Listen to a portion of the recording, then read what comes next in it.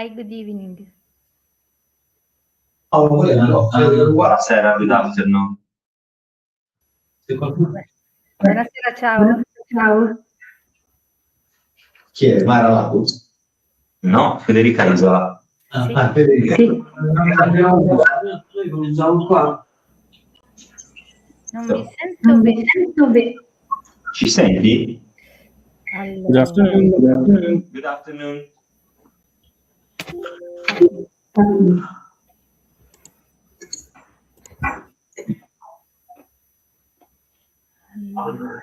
Sono il conto di quanti X. Pure io non ci ho fatto parecchio.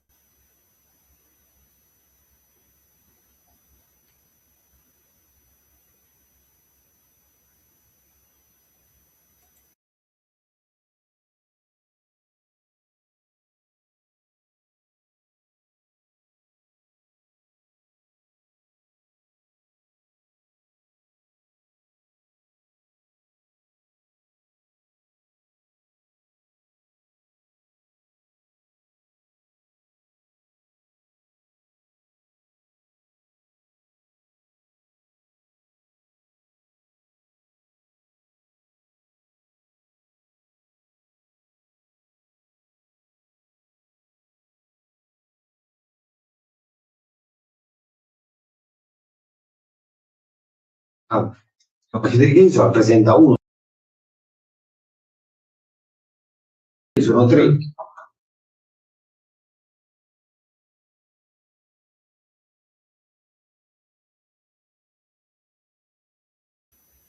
ho sentito il mio nome, buonasera.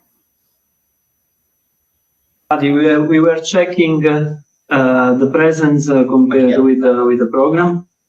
So I think that we can start. I'm Francesco Scorza, non Francesco Rotondo, but Francesco it doesn't change. And we start with the presentation. I asked Alfonso to have this first presentation here in the room, and then we move to the online presentation. The first is a work that describes the activity of a transnational cooperation project named Thematic to Green. Okay. So, good afternoon. I am Alfonso Annunziata. I'm going to share my screen and start with the presentation.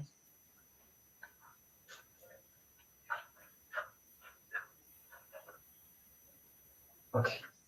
So, the topic of our presentation is the presentation of this research project for transnational cooperation for the sustainable development of fragile territories in the Adrian area. The title of the project is Thematic to Green. The objective of this project is to develop frameworks for addressing issues and problems facing fragile territories. In particular, the target areas include coastal zones, mountain territories, and historic towns in lagging regions, so in shrinking or in declining regions. The focus of this project is on two interrelated aspects. Finding a balance between social sustainability and environmental sustainability, and at the same time ensuring a balance between economic development through the mobilization and valorization of territorial capital and the preservation of environmental and ecological resources. In particular, the first issue, the first challenge addressed by this project concerns the environmental quality management. The core issue is the role of economic activities in ensuring economic development, well-being, and in ensuring the permanence of the resident population, but at the same time, economic activities can exert a pressure on the environment, on natural resources, to generating processes of degradation and depletion of natural resources and cultural heritage. As a result, the project aims to strengthen and to support innovation and environmental quality management, also through the certification of economic activities, in order to improve the environmental performance of local economic systems without reducing the capabilities of these local economic activities of providing income to the resident population. Second challenge concerns the energy transition in marginal areas. So the core issue concerns the relevance and the emergence of renewable energy systems as a key aspect of green transition, but at the same time, economic constraints may limit the implementation of renewable energy systems in marginal areas. As a result, the response outlined by the project consists in developing technically efficient and place-based, context-integrated, context-sensitive, and socially acceptable energy models, starting with renewable energy communities. The third aspect, the third challenge facing the inland areas, the marginal areas addressed by this project concern climate change adaptation. Of course, climate change is a major source of pressure on economic activities, on social structures, and in particular, concerning the economic activities, it is a driver of change and of weakening of nature-based tourism or agricultural production or other economic activities grounded in the natural and specific resources of places. So the project response is to integrate mitigation and adaptation measures and mainstreaming these strategies within planning, within governance processes, within activities.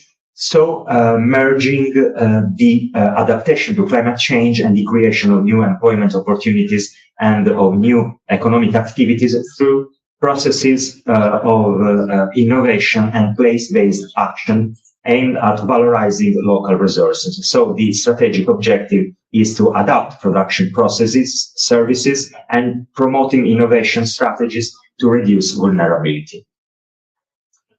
The overall criteria and objectives of the project, the objectives which can be considered as transversal to these three challenges include the reinforcement of the innovation capacity of fragile areas, and the valorization of local cultural and natural resources according to a principle, to a paradigm of place-based action. Thematic integration, so seeking the synergies between these three pillars of the research, so environmental management and environmental certification, climate adaptation, and renewable energy. And governance approach based on a quadruple helix model, which aims at structuring and organizing cooperation between academia, public institutions, economic activities, and the private operator and civil society.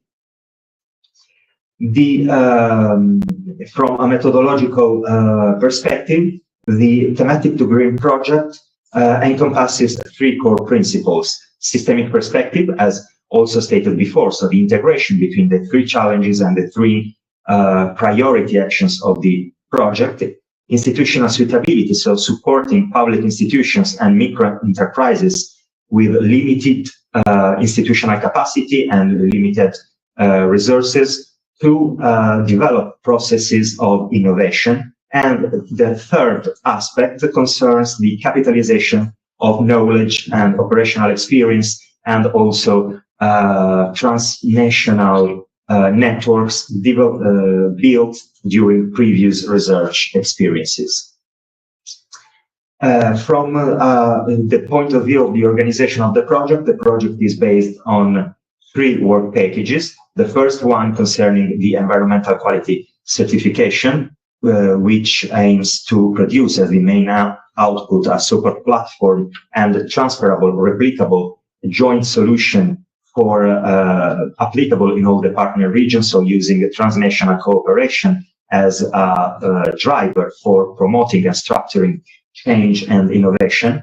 Climate adaptation tools, so with the aim to reinforce the capacity to assess the impact of climate change, but also to develop mitigation and adaptation strategies aimed at adapting production, economic activities, and governance and political processes, so through the mainstreaming of climate adaptation and mitigation actions. While the third work package focuses on renewable energy and efficiency, and is aimed at developing tools, frameworks, approaches for promoting the construction of, for instance, renewable energy communities in fragile areas, so as to support the green transition, the allocation of new plants for the production of energy from renewable sources, and we also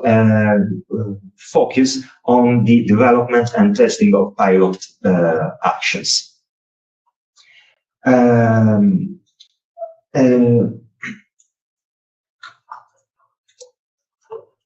Of course, also consistently with the approach of inter programs, this research also is focused on promoting a balanced partnership. In this case, we can consider these 4 points as 4 guiding principles in the organization and conduction of the research. So based on balanced partnership, alignment with existing policies and European and national strategies, for instance, smart specialization or the European Green Deal, which represent the broader framework within which this research project is located. The transnational dimension, which represents the fundamental characteristic of the methodological approach to the development of pilot actions and strategies concerning these 3 interrelated pillars of energy, environmental management, renewable energy sources, and climate change adaptation and mitigation, and the long-term cooperation consisting in the development and construction of durable network and partnership among different actors, institutional, private operators, and civil society. As I said before, the architecture of cohesive impact refers to the integration of this project within broader strategies and policies, starting with the national smart specialization strategies or the European Green Deal. And the first application, the first actual output of this project concerned within the context of the second work package focused on climate change adaptation, on the assessment of compound risks in one of the pilot areas of this project, which is the Metaponto area in Basilicata, identifying the main risk related to climate change, in particular sea level rise, land subsidence, storm surges, and erosion, and identifying also the risk propagation, that is the impact, the consequences of these environmental risk on natural resources, on the communities, on the infrastructure and economic activities and cultural heritage. As in conclusion, this research, which is at its preliminary stages, will represent a relevant contribution to the development of cross-sectoral actions, of transnational partnership, and also of network of alliances between different actors as a precondition for developing actions and strategies capable of addressing these three core challenges of fragile and vulnerable areas. Thank you very much for your attention. Okay, Alfonso, thank you very much for the presentation. I ask if there are any comments, especially from the guys connected. Any question? I would like just to point out a few words, because for our research group, playing this role of facilitators and active direction, coordination inside this project offers the opportunity to combine together different results that comes from previous research application, climate mitigation, energy, renewable energy sector analysis, assessing at the territorial level, engagement of stakeholders. In this framework, we have the opportunity to deal with real actors in a transnational dimension of interaction, which is very valuable for the results that finally we achieve. So we are really engaged in promoting, managing, and finalizing those kind of experimentation which are on-field application with real stakeholders. Okay, now let's move to the online presentation, and we can ask to Mara Ladu and friends, Federica Isola, I know she is connected, to present their research, integrating renewable energy communities into historic urban landscape, a framework for sustainable conservation. Federica, okay.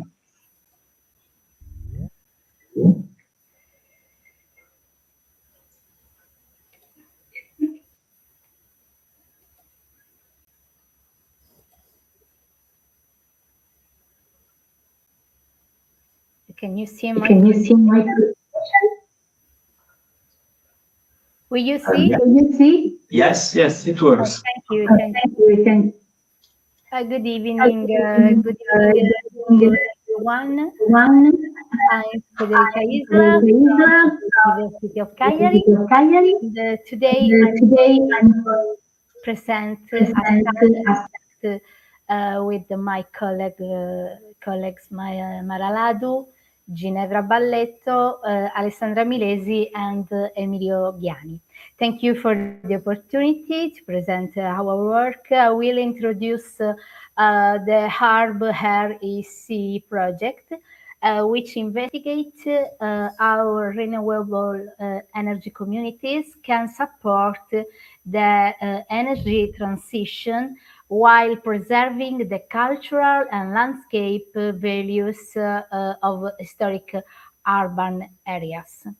Our research combines urban planning, energy planning, and heritage conservation through the case study of the small municipality of Masdoulas, a small municipality in Sardinia. So, why this research? Europe has committed to achieving climate neutrality by 2050, and this objective require a profound transformation of the building sector, which is responsible for a significant share of energy consumption. Historic center represent one of the greatest challenges. They contain buildings with poor energy performance, but at the same time they are protected by architectural and landscape regulation that often limits conventional renewable energy installation. And therefore, the key question is how can we reconcile energy transition with heritage conservation? So the regulatory framework at European level, the clean energy for European packages places customers and local actors at the center of the transition, promoting energy efficiency and higher share of renewables, better integrate markets and consumer rights. The two key directives are RED II, which introduce collective self-consumption of RESs, and EAM. Italy has progressively aligned its roles with several directives, but the last directive is the ARERAS tiered in the 2023. Okay, so the research question. There are our research had four main objectives. First, to develop a renewable energy community model specifically designed for historical urban areas. The second objective is to identify renewable energy solutions compatible with the landscape protection, and the third, to integrate urban planning with energy planning. And finally, to promote, it's very important, community and participation. It is very important to specify renewable energy community or RECs, provide innovative answer to this challenge. Instead of considering each building individually, promote collective production and sharing of renewable electricity. Citizen, municipality, and local stakeholders become active participants in the energy transition, and this approach generates environmental, economic, and social benefits while reducing energy poverty and increasing local resilience.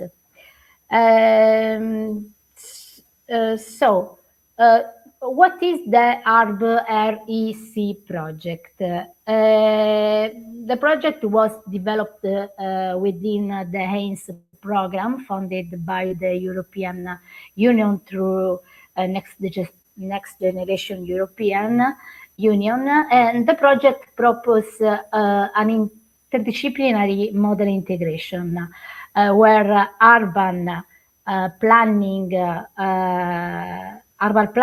energy planning, sustainable mobility, digital technology, but in particular participatory governance is very important. The objectives is not simply to install photovoltaic systems, but to create an integrated model for sustainable urban conservation. For the methodology, our methodology consisted of two main phases, and in the first time we analyzed electricity consumption of municipal buildings and residential users, and in the second time we identify suitable public surfaces for photovoltaic installations, considering both technical feasibility and planning regulations. The third stage, in the first stage, we simulate different RECs configurations using the MyChair platform. And finally, we evaluated the urban landscape and economic compatibility. The case study, for the case study, we select Masulas, municipality of Masulas as our case study. It is a municipality of approximately 1,000 inhabitants, located in central western Sardinia. The town is representative of many small unland municipalities affected by demographic decline and aging. At the same time, it possesses a well preserved historic center and an active municipal administration committed to sustainable development.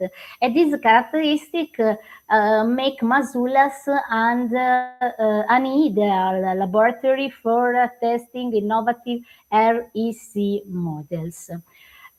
For the MyChair platform, MyChair platform is an important component of the project, and the building of this framework, ICCSA Energy, this is a company specializing in industrial and photovoltaic plant monitoring, has used its robust cloud infrastructure to create a user-friendly front end for end users unfamiliar with the photovoltaic consumption monitoring. MyChair platform has been developed as a robust tool that help RECs actively participate in electricity market.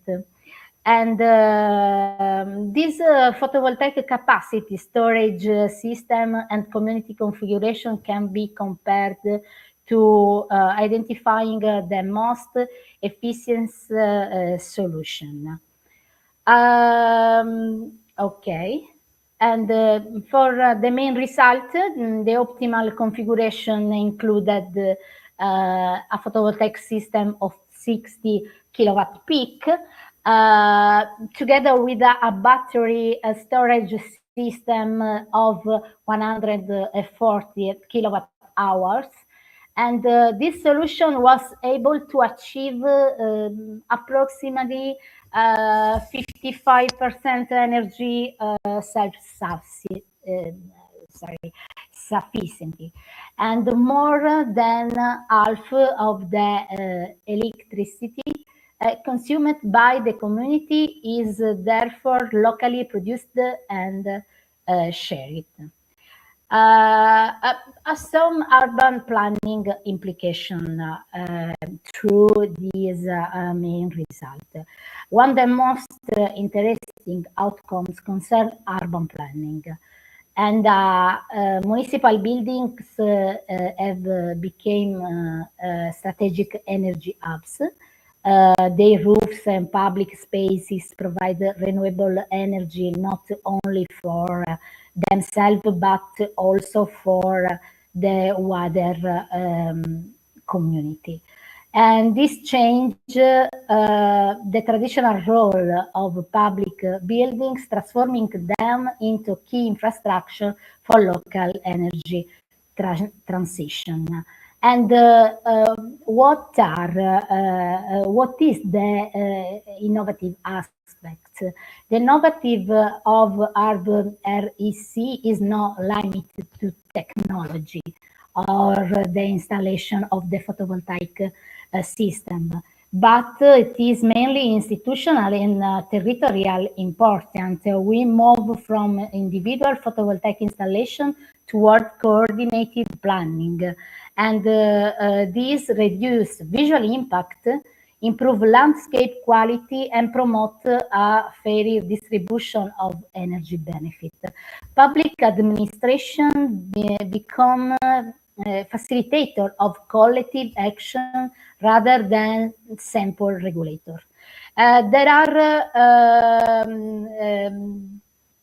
policy implication. Our experience suggests that renewable energy community should not be considered only an energy project, and future policies should simplify administrative procedures, strengthen municipal capacity, promote citizen participation, and integrate heritage conservation with climate objectives. And in conclusion, the HARB REC's project demonstrated that renewable energy communities can successfully combine heritage conversation with the energy transition. And the experience of Masulas show that this approach is technically feasible, economically viable, and socially inclusive. Future work will focus on replicating this model in other historical settlements across Sardinia and beyond. Thank you for attention. I will be happy to answer your question. Thank you.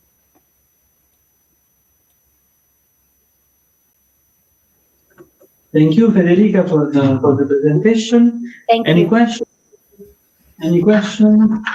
I would like to, how can I say, to thank for the perspective that you provide in this study, especially because you combine the question of technological infrastructure. I mean, the photovoltaic installation that is it seems to be the only objective sometimes in renewable energy transition everywhere, especially when you deal with historical center where the cultural and heritage values become conditioning the process of renewable energy transition. Of course, the energy community represents a challenge.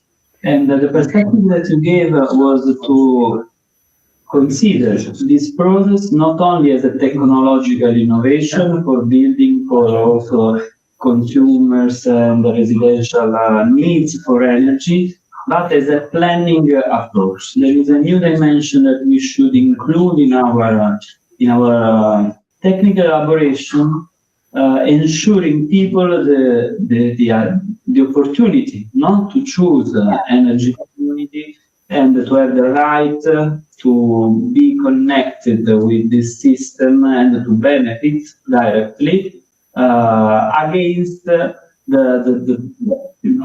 rules and the conservation rules that until now didn't facilitate this project.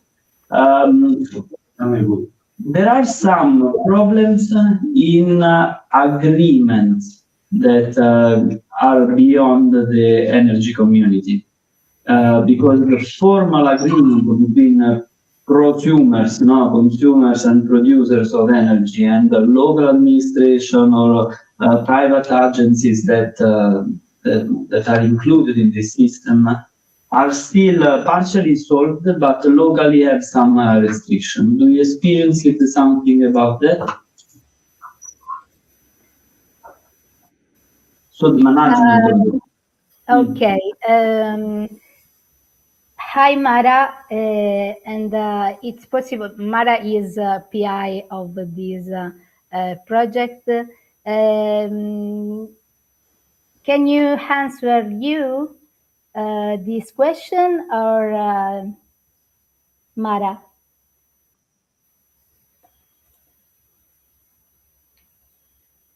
No. Okay. But in the first step is to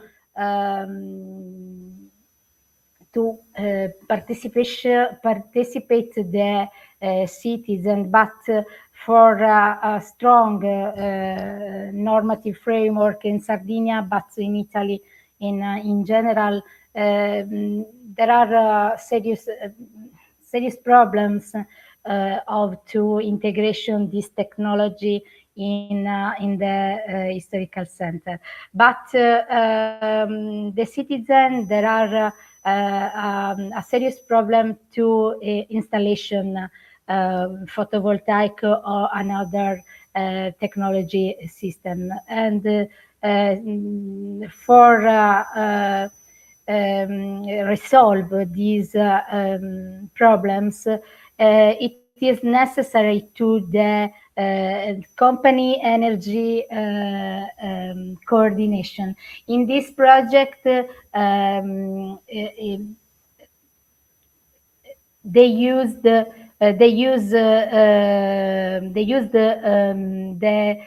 public buildings for producer the energy, but the objective is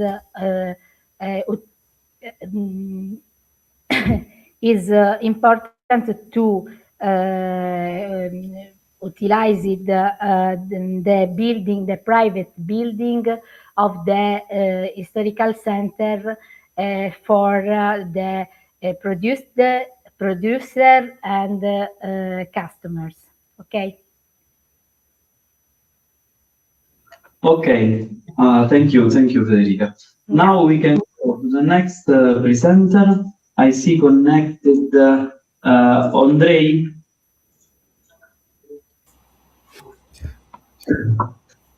Yes, I'm ready. Okay. Good afternoon. Yeah. Well, you can share your presentation. Yeah.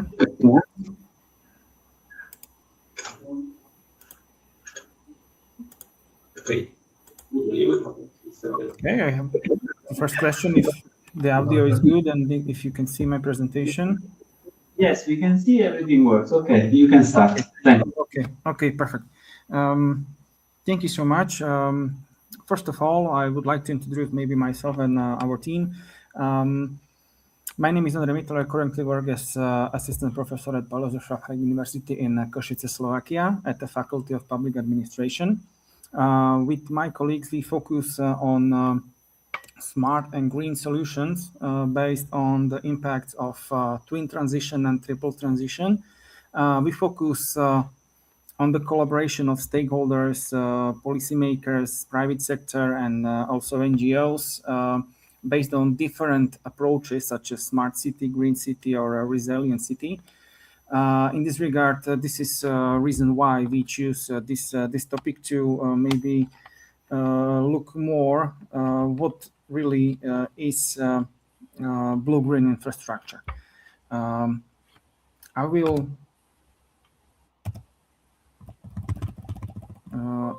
try briefly to introduce maybe the study as a whole. Our maybe the ambition is currently now to present the preliminary research in the context of blue-green infrastructure in the Slovak Republic. From this point of view, we use qualitative and quantitative analysis to analyze blue-green infrastructure based on content analysis. What is also very important, we made also very brief analysis of theoretical phenomenon as blue-green infrastructure really currently is, because it's still not clear what especially cities should consider as a part of this phenomenon. The structure of the research question was formulated to analyze whether the selected phenomenon as a blue-green infrastructure is gaining serious attention from the selected self-governing units to identify and decompose the meaning of blue-green infrastructure and its elements in real practice, not just only in a theoretical way, and also to identify the compliance between regional and local levels of self-government, and if they pay attention on the same elements. Also, I will show it later, but currently I would like to say that our research sample was intentionally selected, and it consists of 8 cities, regional cities in Slovakia, and also 8 regions in Slovakia. Maybe very briefly about the blue-green infrastructure, and it's have to be said because of why we prepare this study as we prepare it, because currently now we have to say that the traditional engineering and traditional maybe gray infrastructure is now not able to meet all the challenges of sustainability and the resilience, especially within the growing urbanization or maybe the challenges posed by urban pollution and also consumption, also the energy consumptions, as it was said in the previous presentation. And from this point of view, the traditional infrastructure in our cities is not capable alone address these complex environmental challenges and trends. And in last decade, we could say in last decade mainly, we can identify growing emphasis of local self-government units, cities and municipalities to pay attention on blue and green infrastructure. But it can be also seen also in the regional level, national, and also at the European level of governance. From this point of view, we can very easily say that the blue-green infrastructure consists especially from the green and blue infrastructure. What is important from our point of view is that the multidimensionality of blue-green infrastructure indicates that blue and green elements in our territories, they generate different and qualitatively higher range of benefits. So generally speaking, they have different positive impacts on urban life and fundamental function of living in our cities, especially if we consider especially climate change adaptation, for example, or mitigation as well.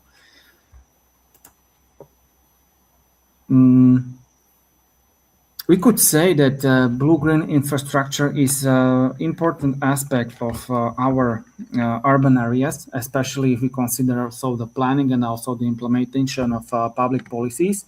And they have blue-green infrastructure has potential to solve a number of problems and also to generate a lot of benefits to citizens, and not only citizens, but from our point of view, to all key local stakeholders in the territory. From this point of view, it should be said that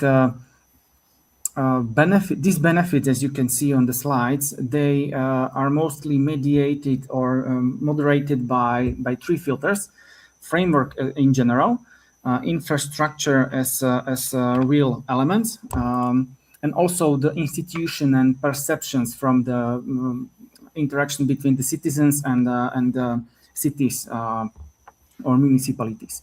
The combination of these 3, let's say, filters is it could generate benefits that have to be included in different types of policies, strategies, documents, and action plans. And from this point of view, policies and strategies, they connect the visions and goals with practical elements of blue-green infrastructure in our cities. From this point of view, blue-green infrastructure elements must be built and maintained in accordance with policies and strategies. They cannot be something that happen from the night to morning. It has to be planned, and this is something that we definitely have to point out. once again, what is the problem, or why we think about this blue-green infrastructure, and what is, from our point of view, still the problem based on the theoretical research that we realized before. From our point of view, building and maintaining of blue-green infrastructure can be perceived as a definitely trend for last decade. But this trend, it's important to mention that blue-green infrastructure should be intentionally steered by the cities for a better urban development and to create more resilient cities. Despite of unquestionable benefits of blue-green infrastructure, there are still opinions that are pointing out that this phenomenon still needs even more deeper research, as many other phenomena that influence our life in municipalities and cities at local level. From this point of view, blue-green infrastructure is something that we perceive as maybe the common thing that is around us. But from a scientific point of view, it's still term that is sometimes called as a relative in the context of urban planning and governance. Also, it could be said that these terms, or maybe theoreticians say that it's problematic to assess what really and what is the connection between benefits and the element of blue-green infrastructure. So there is some kind of vagueness about this term if we talk about urban development. From this point of view, these uncertainties also might lead to some kind of confusion or maybe unwanted consequences within the implementation of blue-green infrastructure, or maybe also the unmet promises that are made by, say, for example, the politician or somebody else. So this is our problem as we see it from the scientific point of view, and let's go to our methodology, maybe to discuss it more detailedly. We choose the content analysis of strategic documents that are adopted by the cities and regions in the condition of Slovak Republic. We selected compulsory strategic documents that have to be adopted based on our legislation.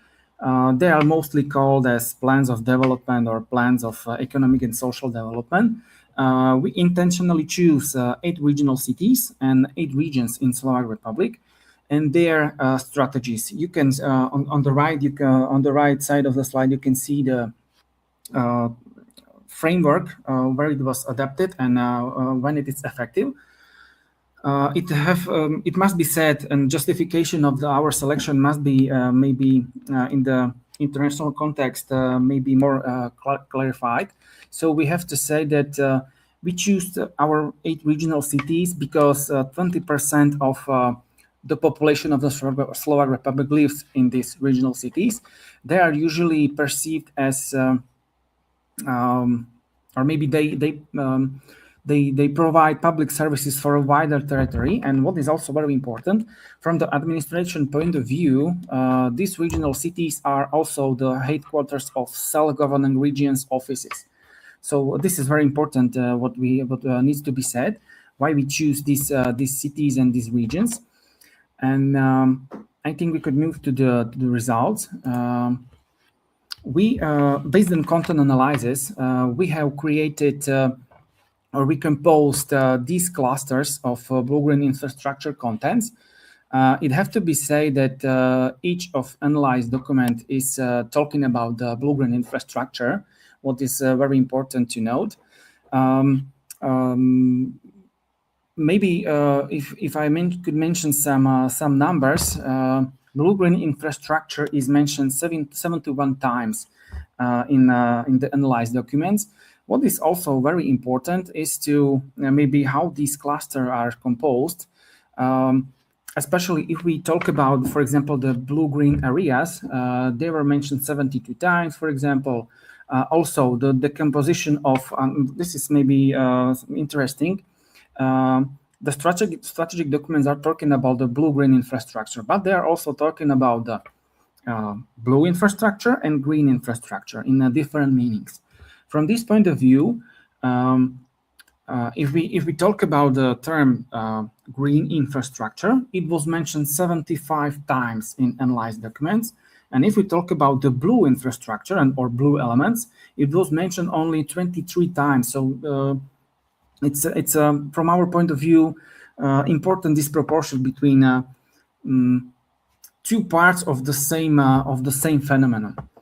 Also, what could be said is that altogether in all documents we have identified more than 900 terms connected to blue-green infrastructure based on our analysis. From this point of view, these clusters were identified based on qualitative content analysis of selected strategies adopted by cities and municipalities and also regions. So from this point of view, a lot of context of blue-green infrastructure is mentioned in strategies in Slovakia in a selected sample. Maybe to move from the point of view of the compliance and the connectedness between regions and municipalities, it's very important to know that it's important that two levels of self-government, they have to collaborate to ensure the development of certain territory. This is very logic, because it's not important that they collaborate just based on legal requirements. So it's not just the legal obligation, but it's also the rational consequence of the environmental challenges that we are facing, because also as many other global challenges, environmental challenges, they also they are happening outside the boundaries. So they are not able to do only in one city. On the slide, you can see the 15 most used terms connected to blue-green infrastructure in the regions and in the city, and we can see some differences maybe. So from the point of view of the regions, they are mainly focusing on blue-green infrastructure in the context of climate change adaptation, green economy, water retention, for example, or biodiversity. On the other hand, cities mainly connect blue-green infrastructure, especially with the green aspect. Especially they're talking about the greenery, about the parks, and also about the housing estate greenery, or for example, the also as we can see, green areas, for example. Also, it could be said that there are also very similar priorities that were identified, especially when we consider the numbers of mentioned elements. We can especially point out that there are mainly green roofs, green transition reflection, and also the revitalization of blue and green infrastructure. Maybe to conclude, and we could move to the last slide. Blue-green infrastructure, as I quickly describe it at the beginning of presentation, it's a very important aspect of sustainable development and urban planning. There is no doubt about it. The creation of policies and strategies is also very important, because it helps cities and municipalities and also the regions to organize and to maybe to plan blue-green infrastructure elements in their territories. So we could conclude that based on clusters that we created, we identified the most often used elements of green-blue infrastructures based on Slovak conditions. So this is very important to note. From this point of view, this maybe could be seen as a limitation of our study, because we were focused mainly on the Slovak Republic. It could be great maybe to outline and maybe to make international comparison between different countries, maybe across the Europe. So maybe this is also from one hand, it's the limit, and on the other hand, it's also maybe the point for the future research. What is also very important is, from our point of view, to conduct more cities, more documents. So this could maybe give us even more and even more sound results. And what is very important, the main benefit of the study is not only just the contribution to ongoing discussion, what we perceive as a part of blue-green infrastructure, because it's still not clear as many other phenomena of maybe they are challenged by they are challenging our cities.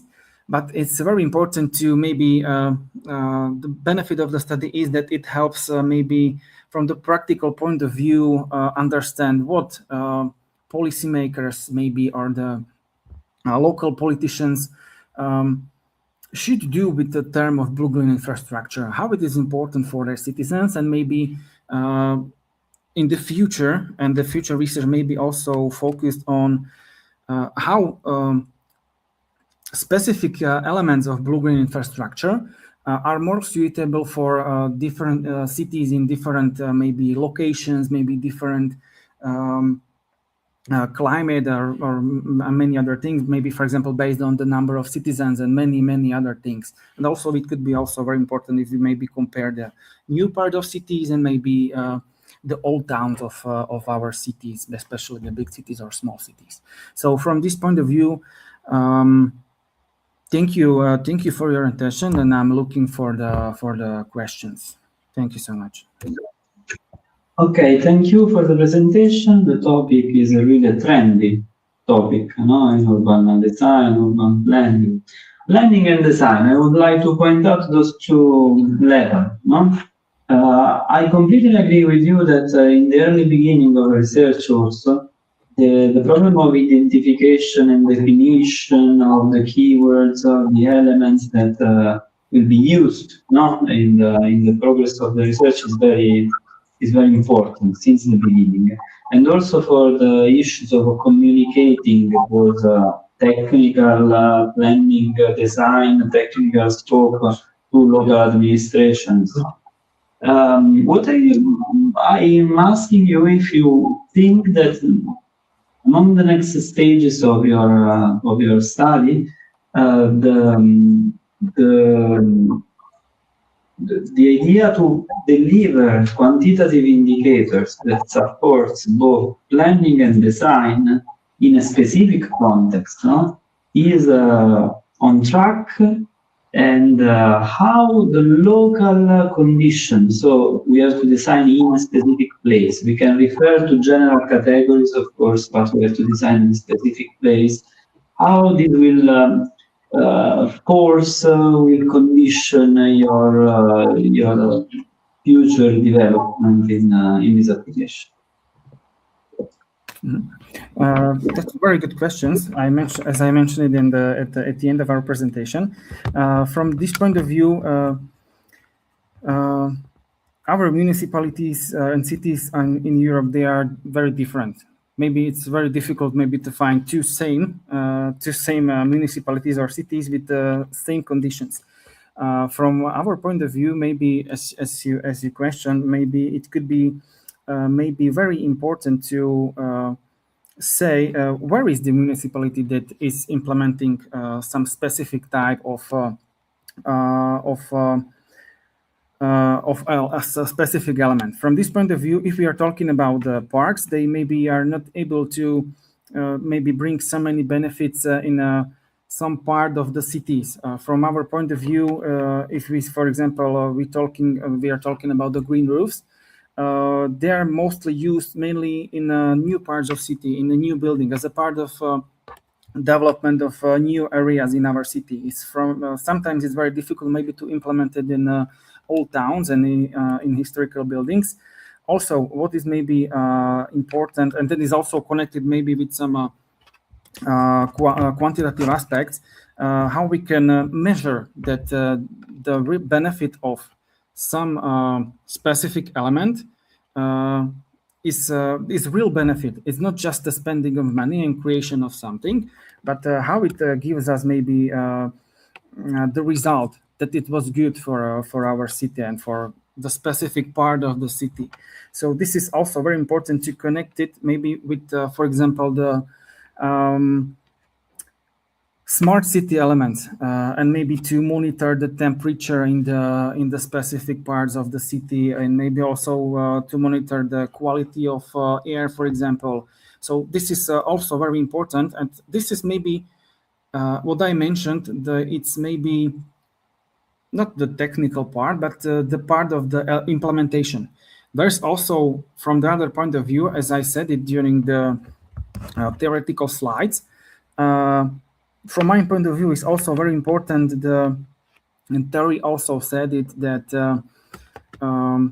the opinions of citizens is also something that is very important, because we as a citizens, we still want maybe to perceive some benefits. It's not only about the awareness of something, but it's also about the positive feeling that is generated by not only by green, but maybe especially from the blue parts of the infrastructure. Because if we're walking through the gray city with no trees, it's different feeling that we walk through our cities with, for example, with some kind of parks and trees and public greenery. So it's could be connected also to quantitative indicators, when we maybe could count the new projects and how many trees were planted and how many square meters of the blue elements were added to the city.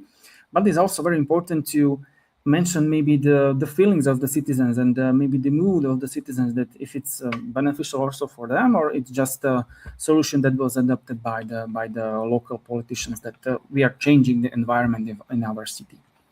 I don't know if I answered your question, but I tried to do my best to do it. So hopefully it's enough. And provide also additional comments. Thank you very much. Let me check if Mara is ready for the next presentation. Mara Ladu and Ginevra Balletto, are you there or not? Hi Mara, I can see you, but I cannot hear you. The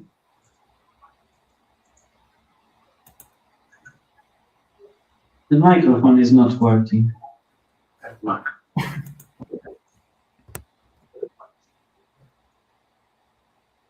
She should share the already shared.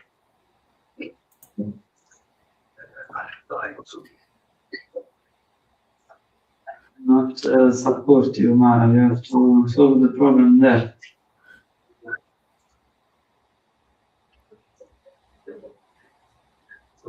Solo per fare basta.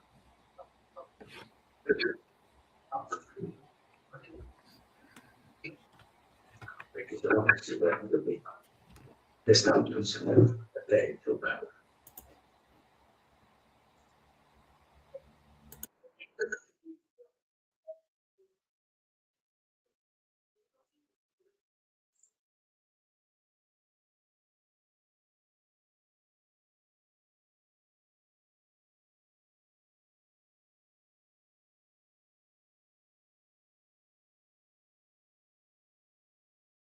Puoi fare solo il test degli audio, però il test dell'audio non ce l'ha, quindi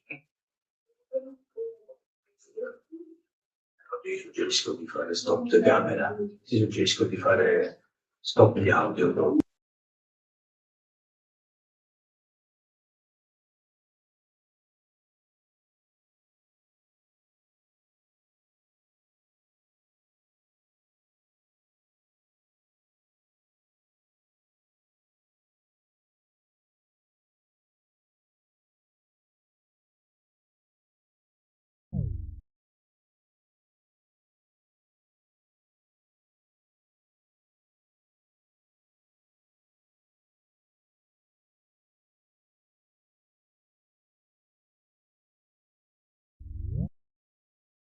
Can you hear me? Sì, adesso bene. Okay, one moment. can share your screen and we are ready. Sorry.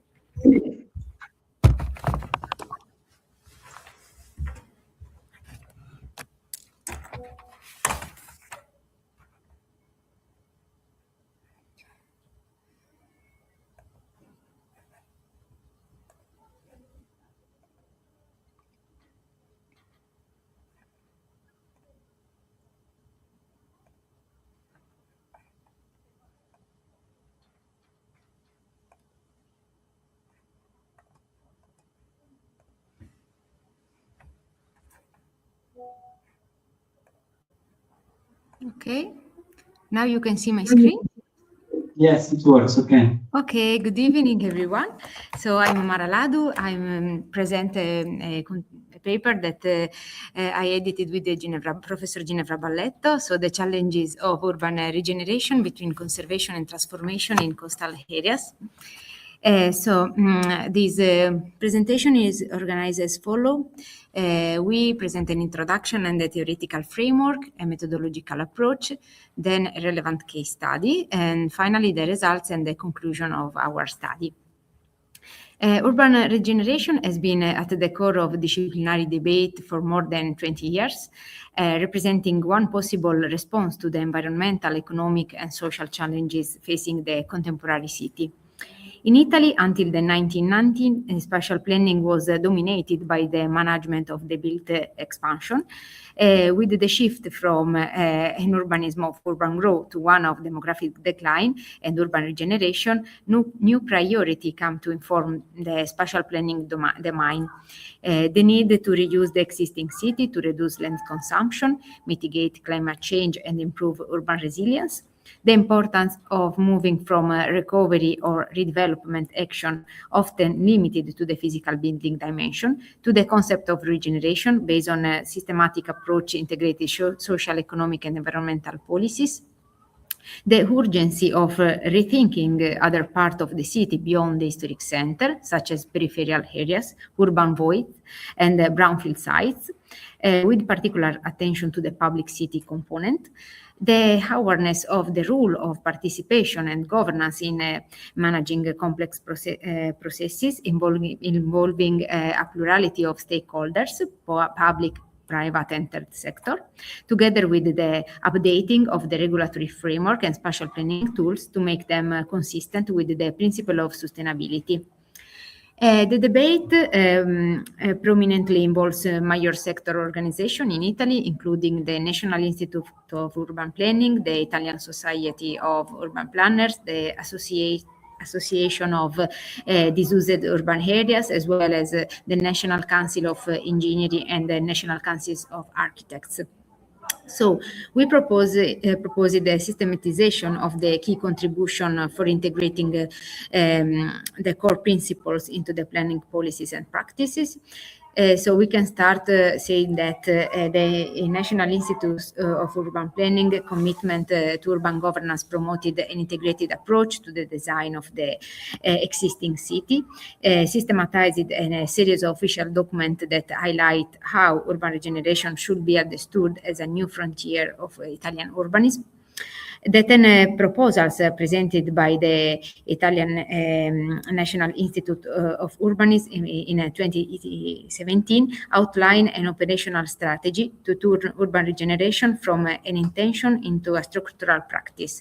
The main field of action concern operational tools, but also we can say the land consumption and other systematic approach for a new tax for building environment, for the built environment, and experimentation and systematic action to coordinate national policy on built rehabilitation and urban regeneration under a single coordinating authority.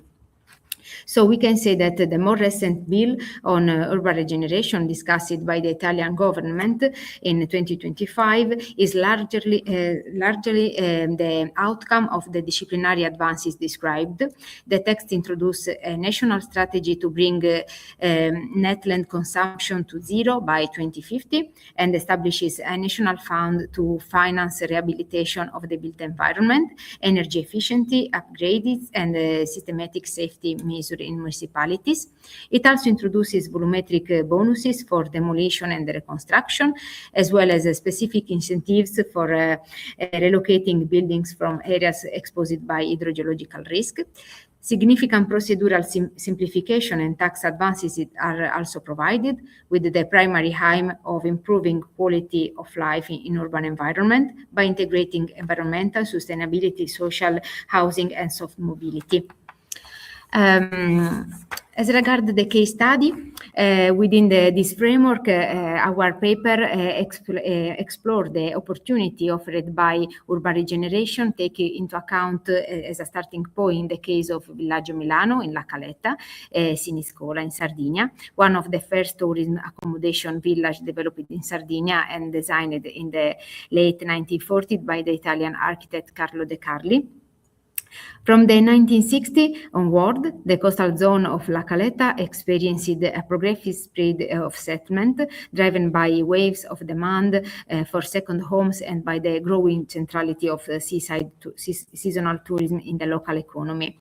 The result is a layered urban fabric in which high-quality design intervention coexist with building addition developed mainly according to the speculative or purely quantitative logics.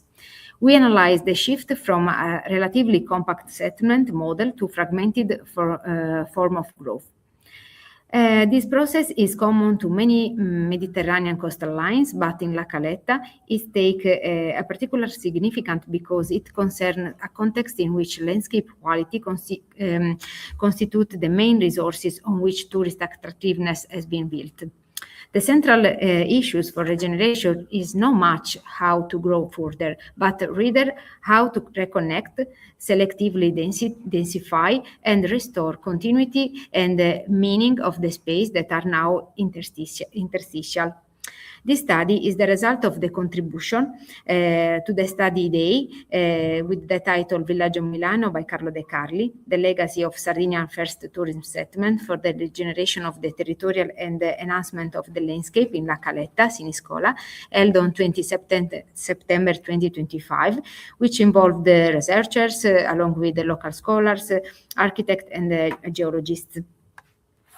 Although the Villaggio Milano has undergone significant transformation over time, which have strongly damaged its memory, this valuable scheme can be considered a significant combination between residential and tourist demand, modern architecture, characteristic of the coastal landscape, and the connection with the broader geographical context. In this sense, La Caletta is today one of the most interesting contexts for observing at a local scale the interplay between the major transition underway and the specific future of Sardinia coastal landscape, the history of tourism development, the expansive urban growth, and the consequent transformation, as well as demographic changes that have shaped a complex geography in which the relationship between the main urban centers in Siniscola and the coastal settlement La Caletta has progressively been redefined. So we can say that the regeneration of the La Caletta tourism settlement depends on the development of a systemic project of open spaces understood as a primary infrastructure that permeates and reshapes the consolidated urban fabric and its future expansions, conceiving open space as a connective element and a proximity hub integrated different functions like sport, urban gardens, sustainable mobility station, and outdoor co-working spaces means recognize the value of the element of the urban fabric in all terms according to the definition proposed by the Public Space Charter in 2013.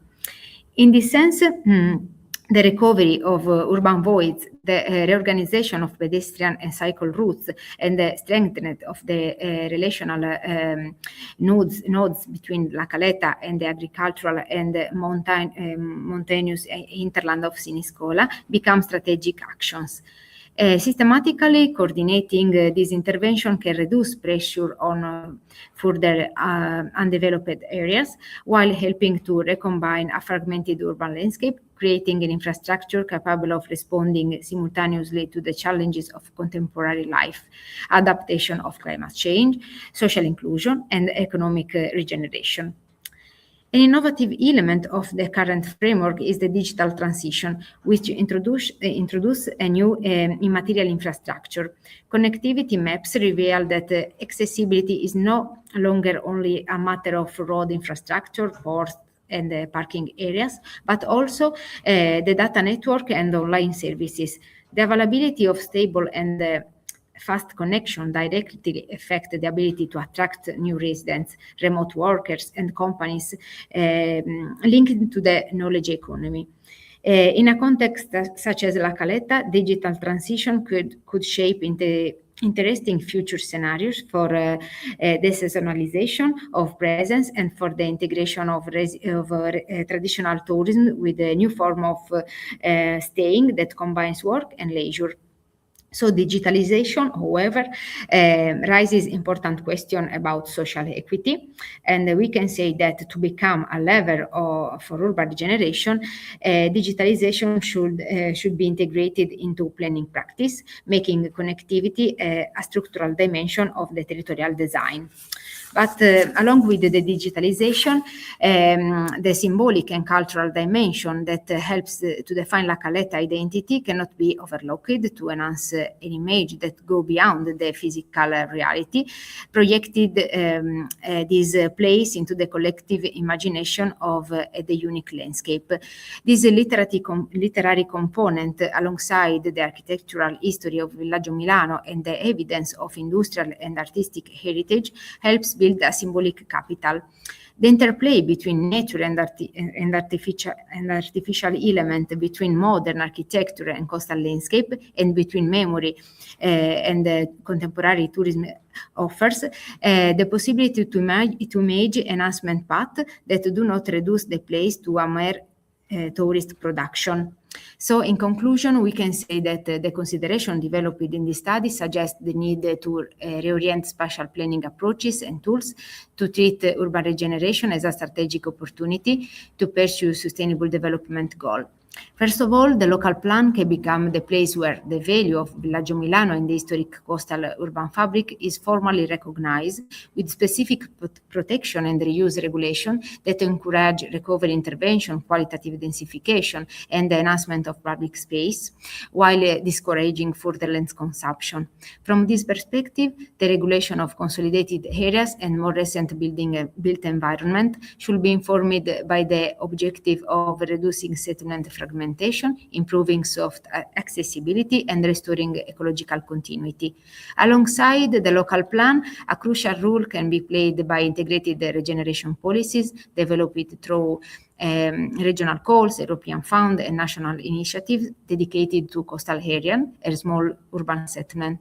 Such program could act on several issues like public space and waterfront redevelopment, recovery of and underused buildings to be assigned to cultural, social or different hospitality function, and energy efficiency improvement. Significant resources could also come from the proceeds of the tourist tax, which in Italy has been constantly growing due to the increase in the number of tourists and the number of municipalities that introduced this tax. Despite the existence of the legislation that limits the use of this tax to specific intervention in the tourism sector, a strategic vision should finance regeneration schemes focused on revitalizing local culture and environmental assets. Within this framework, policies for digital transition should be explicitly linked to regeneration objective, making connectivity a lever for supporting new local economies, remote working, and innovative services, while preventing risk of spatial and social inequalities. Finally, planning strategies should more decisively integrate the landscape and cultural dimension, enhancing the interplay between modern architecture, memory, and natural heritage, and the literary imagination. This implies the promotion of a project that connect places such as Villaggio Milano, the marina, coastal spaces, and inland roads, building thematic paths and roads capable of strengthening La Caletta's identity. In this sense, urban regeneration become an eminent political and cultural action requiring participatory process, alliance among administration, local community and economic actors, and the ability to use spatial planning tools and policies in a coordinated way as strategic tools of a unique territorial vision. Thank you for your attention. Mara, thank you. Thank you. Any comments? I have some reflection to share with you. And finally, also a question. You mentioned a lot of arguments. You referred to Italian main references about urban regeneration. You put this case study, in a framework of normative development that is still not finally defined. Yes. And to advocate urban regeneration as how can I say, as the process through which we can manage quality intervention in a specific play, Villaggio Milano, you mentioned, in order to face some typical elements of the urban design. Yes. No? The urban intervention. In many cases, apart from the normative framework, urban regeneration starts if you identify a promoter. Many times, the promoter are private investors that works in a framework also of the regulation, because generally they ask more volumes in order to rebuild, in order to justify the costs of regeneration, and in order to ensure public space and public facilities in the framework of a qualitative design of a specific place. In this case, who will be the promoter, according to your investigation? Because you are in the place, some interest, of course, are there. Yes. Also, yes, the promoter is. Thank you for your question. Yes, the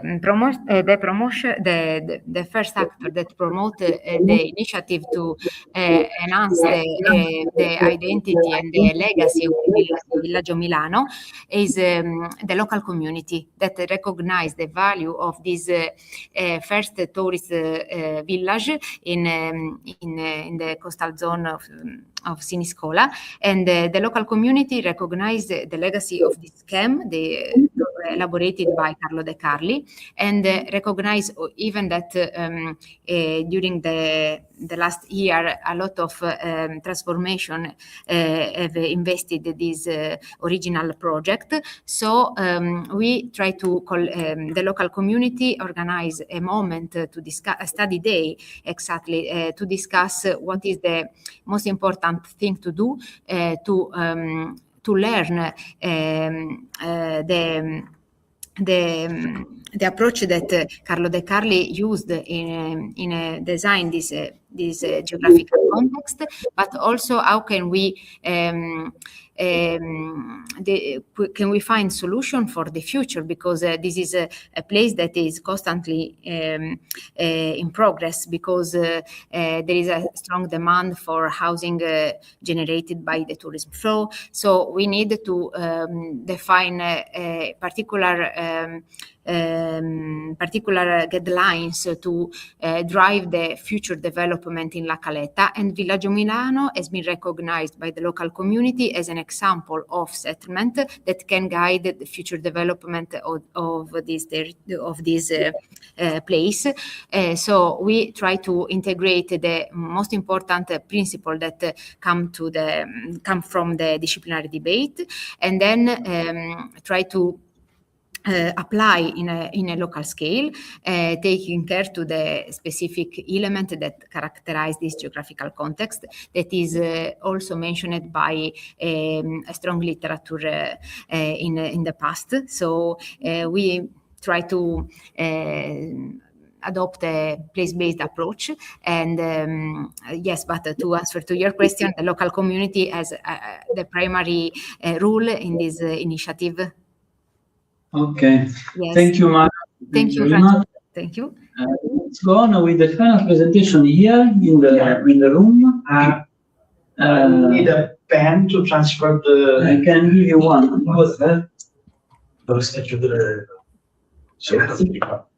No, I can No, online. Non si chiama questo qua. Condividi. No, sì, lo so, c'è chiuso lo YouTube. Sì, no, quindi dobbiamo condividere. Sì, ma lo devi scegliere tu, lo sono giusto. No, loro sono presenti, in gizio lo so. Vabbè, lo lascio.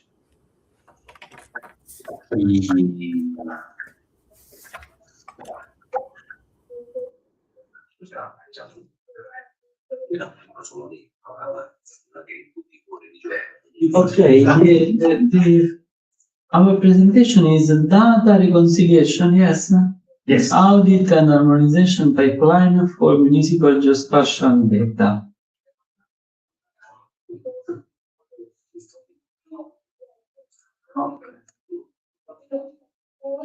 Just 1 second to organize. Transfer. Yes, I'm transfer very the- sorry. I thought that presentation was tomorrow. I have no idea why. No problem. That is a problem, but you are very kind. Which No, one? it's one point. No, good. Yeah. No, it's not that one.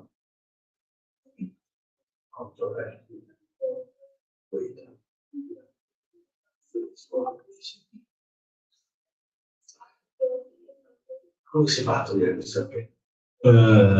Skip. Siccome non è. Si vede? Ok. So, thank you. Good afternoon, everyone. I'm just very fast words. My fault. I thought the presentation was tomorrow, and then I noticed that it was today. And I'm very grateful for your flexibility to allow me to present this a bit late. So, my name is Pedro Pimenta. I'm coming from Universidade da Maia, which is located in north of Porto. It's a satellite city of the big Porto metropolitan area.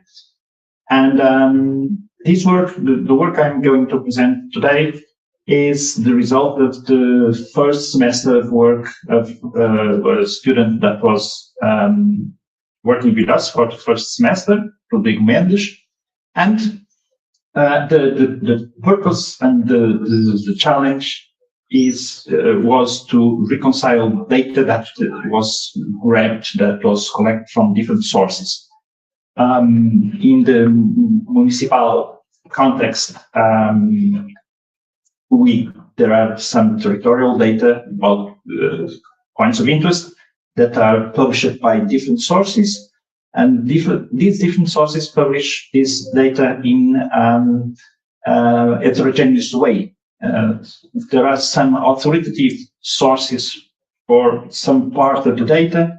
There are other sources for other part of data. So the Ministry of Education, for instance, is the authoritative source for the name of the public schools, but the Ministry of Education does not publish the location, the exact location, latitude, longitude of schools.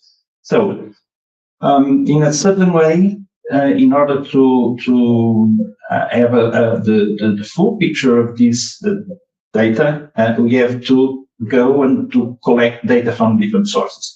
We have identified in some previous work, we have identified the data sources that were available with relevant data for the territory of my municipality, and so we use in this work the GeoServer that is available in the my municipality main site.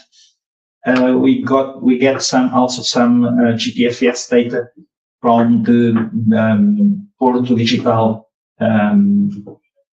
organization, and there were also some PDF documents in the site of the my municipality with the guide of social resources of the territory, and in the portal of open data, in the Portuguese portal of open data, dados.gov.pt, there were some data useful for this study. And finally, we found also some data about the location of schools in the Ministry of Education. And as you can see in this picture, this is what I mentioned before, that some of the sources are quite authoritative regarding some part of the data, and maybe some other part of the data is wrong.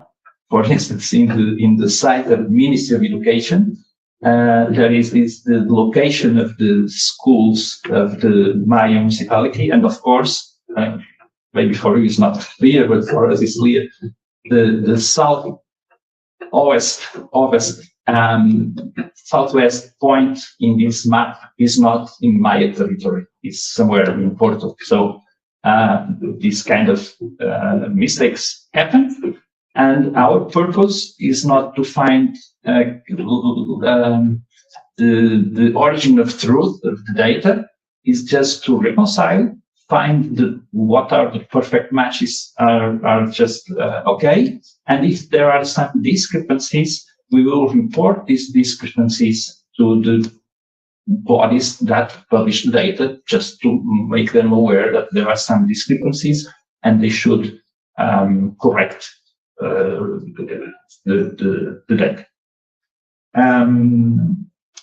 We designed the overall architecture of these data reconciliation pipelines is just to pick the data where it is, and of course we fought with the challenges that are usual in this environment. So sometimes the data is available through standard REST API endpoints with, let's say, easy to work JSON data. Sometimes these files are in Excel files or CSV files. Sometimes, as I mentioned before, in one case we got a PDF and we have to process the PDF and do all this type of work. And after the collection of this data, the next step is to just and to pass this through DuckDB, which is the database to access over pure maps, database engine to access over pure maps, and then to keep everything in pandas in a more standardized way. After this, we will do the normalization of the names of the points of interest. We will do also some spatial filtering. I will talk a little bit more after.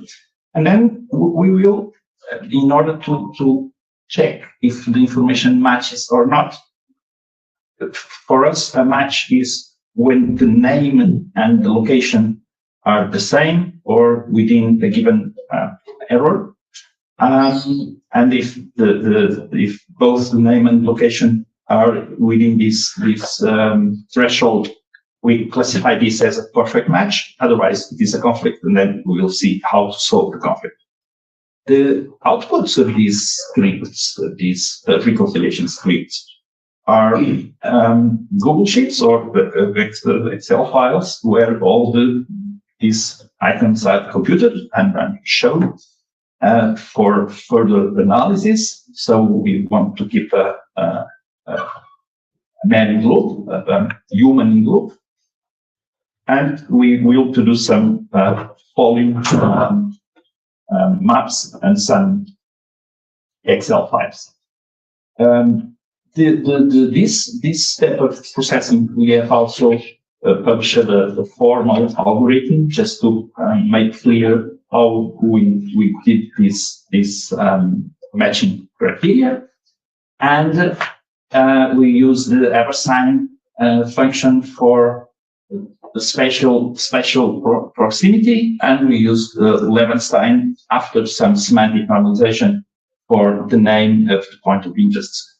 This semantic normalization was necessary because in some sources, for instance, the name of schools, it was the full name, Escola Secundária, whatever, and in some other sources, the name was shortened and it was only ES or something different. So we have to pass this through this layer of semantic normalization. This was the designed method, and what concerned datasets, we focused on this metro, the light metro that we have in Porto metropolitan area. The full metro has something like 84 stations and bus stops, public schools, health services, social services, and waterways in the territory. The scripts that do these matches and results are all public, so they are in the GitHub of Rodrigo, which is the student that we had working with us. And so you can access the scripts. They were developed in Google Colab, so they are also available in Google Colab or in this GitHub.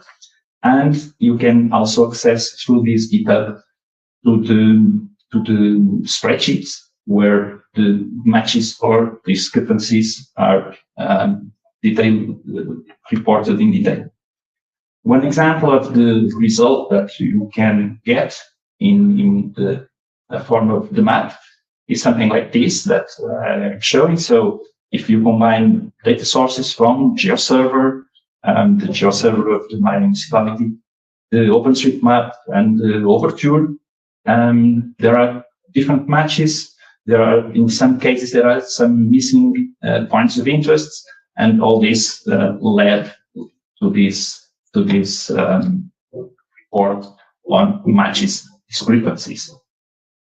As a summary of the results that we have obtained, so I mentioned before that the metro has something like 84 stations. In the Maya territory, there are only 12 of these metro stations. So we focused on these 12 metro stations, and there are a perfect match from these sources, the GTFS, the GeoServer of my municipality, the OpenStreetMaps, and the Overture. There are only 4 perfect matches. There are 8 conflicts, and there are no missing points from these 4 sources.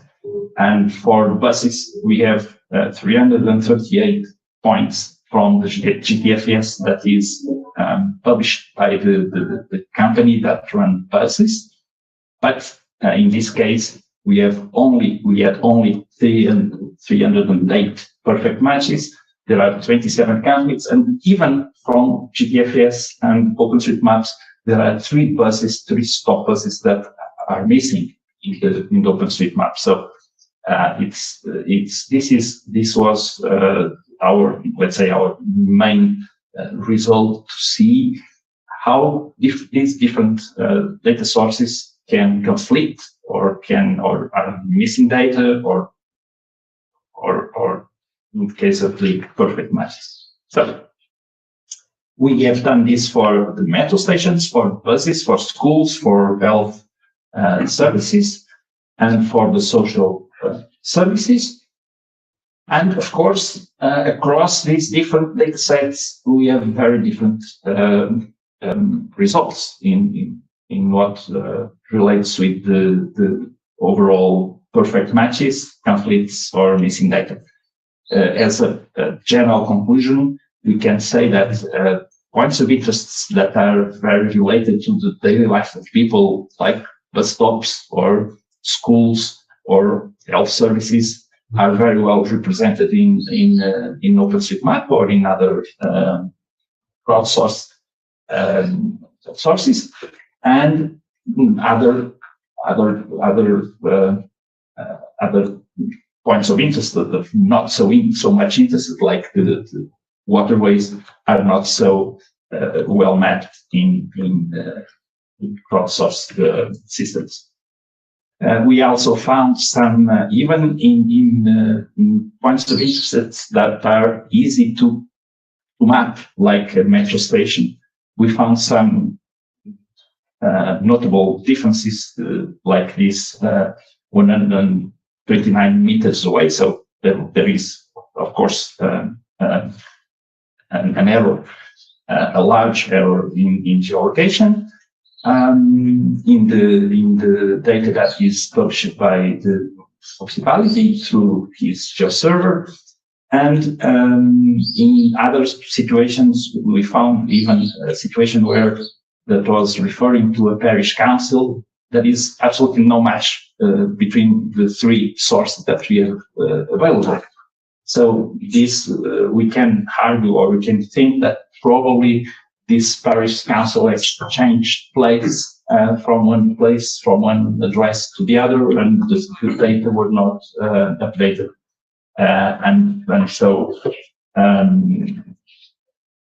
these discrepancies come up later. After the reporting of this, after the conclusion of the work of Ulrich by the end of the first semester, we report some of these discrepancies to the stakeholders involved.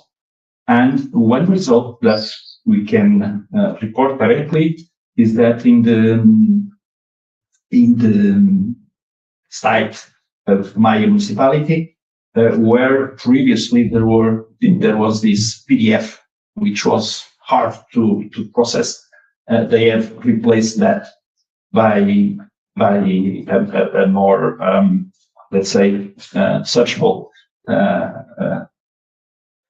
front end. And we have also, by our initiative, we have also went to this OpenStreetMap database, and we updated some of this data.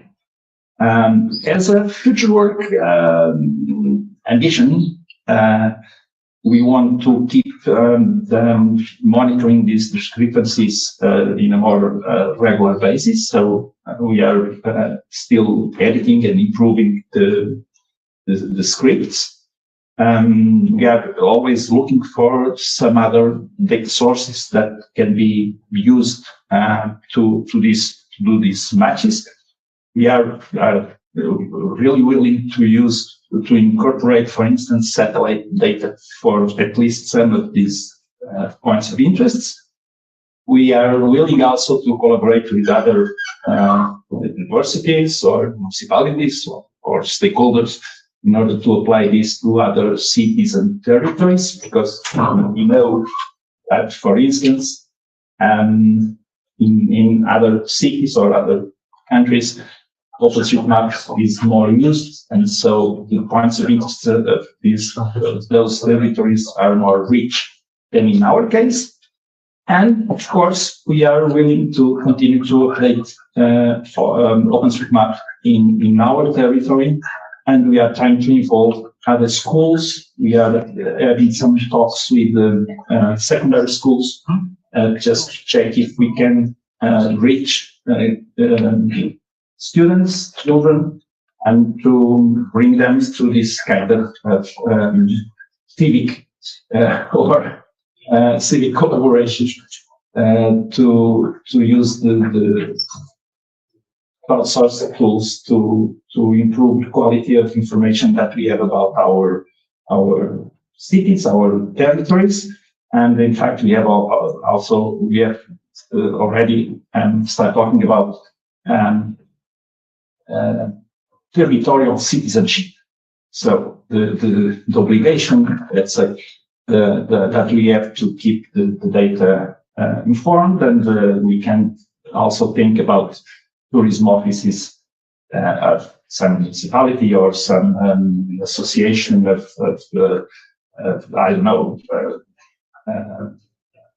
activities like restaurants or whatever. So thank you very much for your attention. I'll be more than glad to clarify any aspects or to answer your questions if I can. Thank you very much. Thank you very much. Just a few words. It's not a question, but to highlight how today, even if it seems that we are in the era of data availability, when you start working with spatial data, you still have to recover former ambiguities or errors or maybe problem in localization, definition, and so on, that through times remains probably unsolved.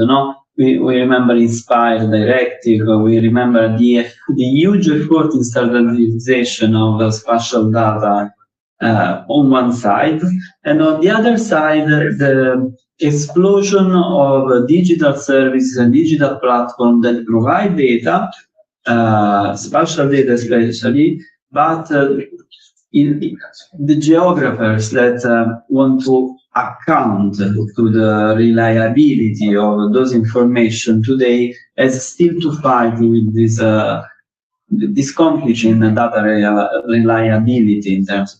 Probably it's a problem that depends on scale of the design. So if you work at municipal scale, you need this accuracy. You need to work with specific and certify those information.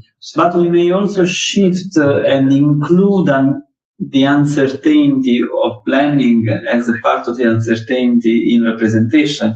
It is a critical position, but when you experience this problem, it's common feature. Now we work on that, and even if you try to make an algorithm that supports you in automatization, in automatizing this process, we have to check if this algorithm works with other sources and how it works.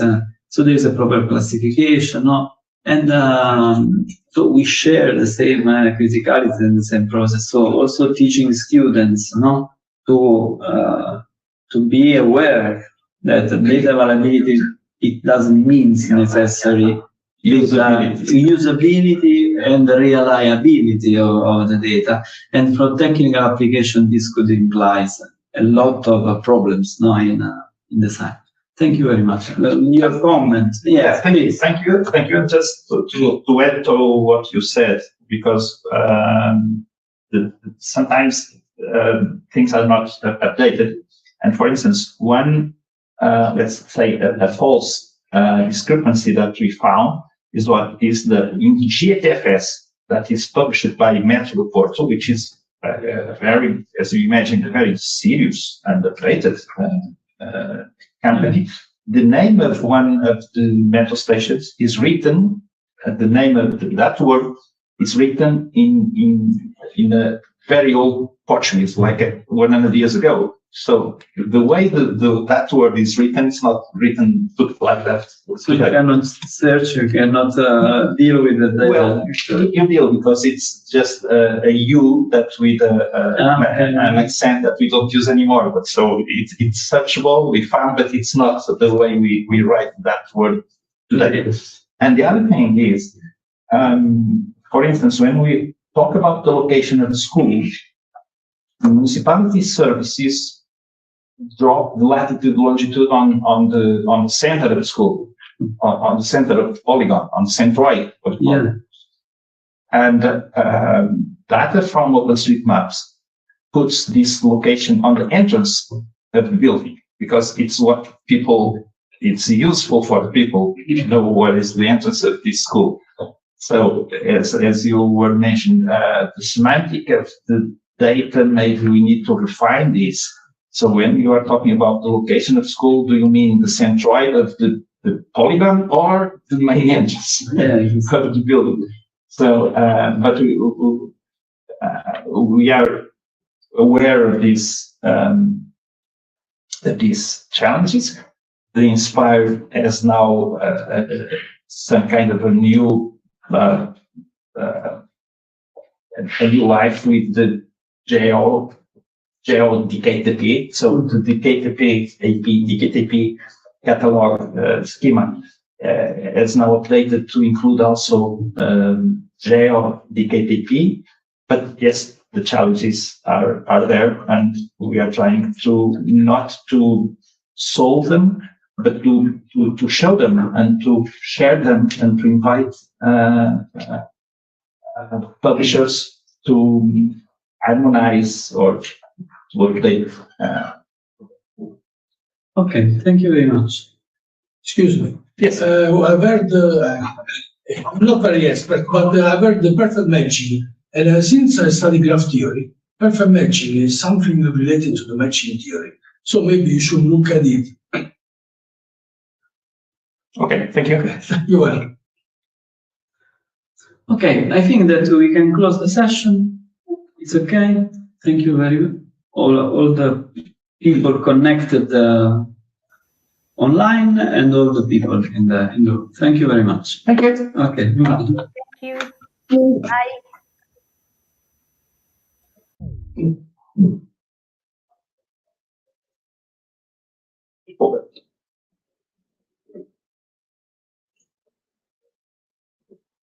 Great. Thank you. And thank you for flexibility. No problem. No problem.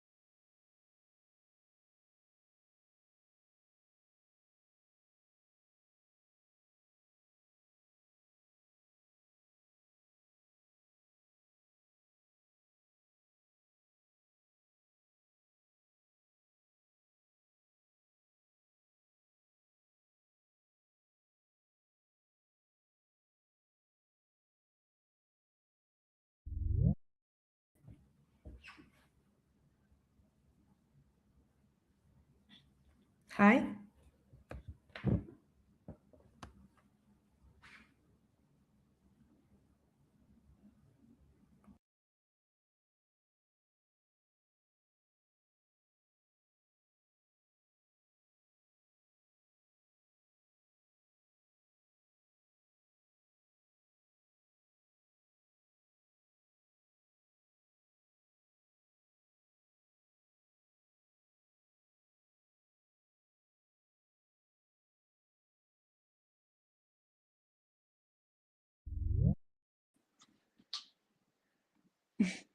Olá, Olá, boa tarde. Acho que só boa somos tarde. nós duas.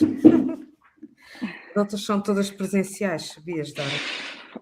Pois são, pois As são. outras apresentações são as presenciais. Mas vê lá se eles não nos estão a ver na sala, percebes? Que eles Sim. podem estar a ver-nos na sala, porque isto pode já estar ligado, que é o mais certo. Pronto, vamos estar Está a ser transmitido aqui através do fellow não sei quantos. Ok. Pronto. Não vamos estar a fazer testes aqui, pois podem estar a ver, percebes? Eu vou tirar o som. Tá. Olha, liga o telemóvel.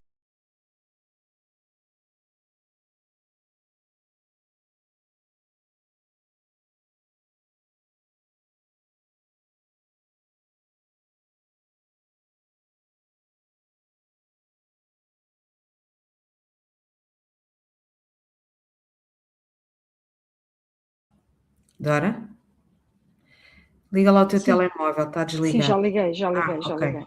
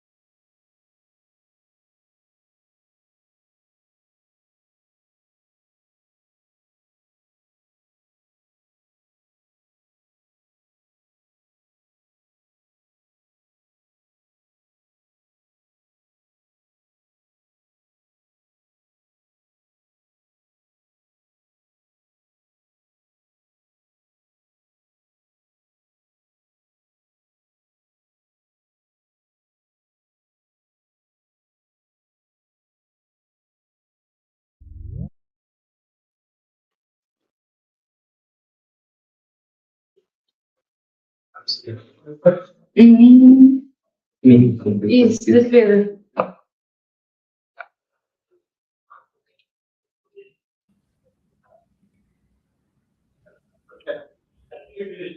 Was trying.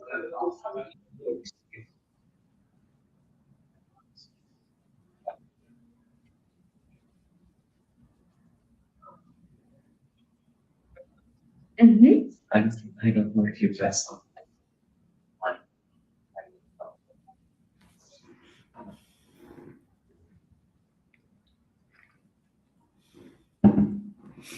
The other camera, the pen drive, there is other presentation. So two presentations uploaded from a pen drive. No, it's not that one. No, And this one. There is another one. yeah, that Marzio, it's not ours. No. The other one is Mendes. There is on the pen drive. Yeah, Yeah. it's a Mendes. Sorry. No problem. Yeah, just don't lie.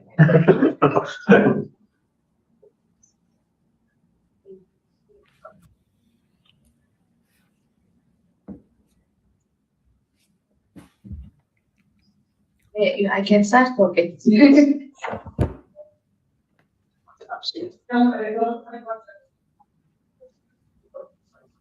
So good afternoon, everyone. We will start our first session of CAS workshop. And my name is Ines. I am the chair today.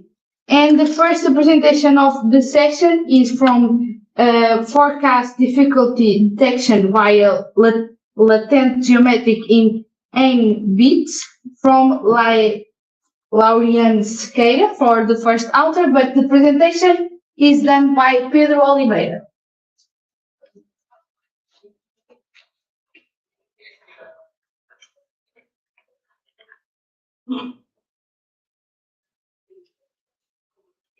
Just 1 second.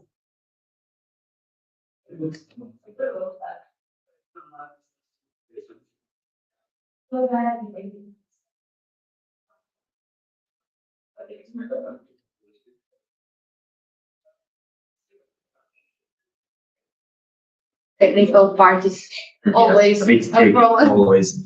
Okay, Always? now you can go. Now you can go. It's okay.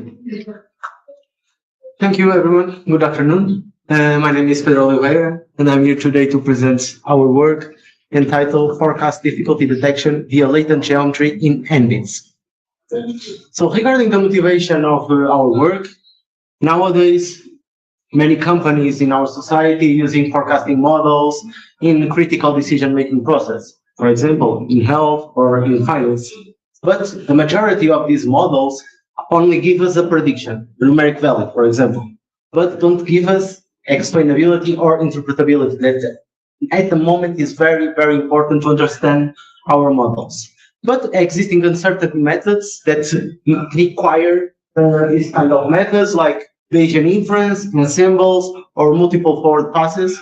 But usually these kind of methods require higher computational costs. Okay, this gave us our first research question. Can the model itself indicate when a prediction is difficult? So our goal with this study is to estimate the forecasting difficulty using the latent representations given us by our architecture model, the N-bits. Regarding the problem statement, okay, the forecasting models normally tell us or answer what will happen. For example, we have recurrent neural networks that are very usual to forecasting methods like GRU or LSTM, but don't tell us how difficult is this forecast. Because sometimes the model to give the forecasting values is very difficult to gain. So we have the second research question here. Can latent representation of the N-bits estimate the forecasting difficulty? We'll see in the next slides of our work. So for this work, we choose the N-bits architecture.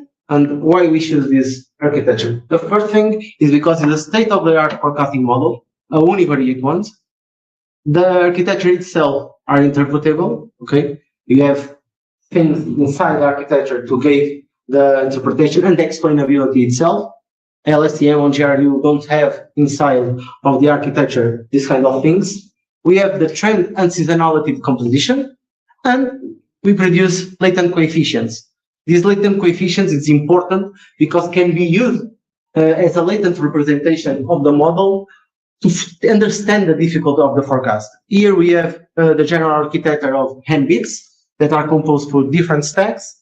Inside each stack we have different blocks, and inside of these blocks we have the coefficients that we use to understand the difficulty of the forecast.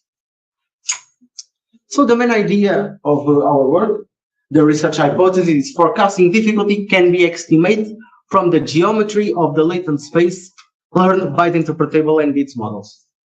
In resume, we have an input series that pass for the n-bits models that we have.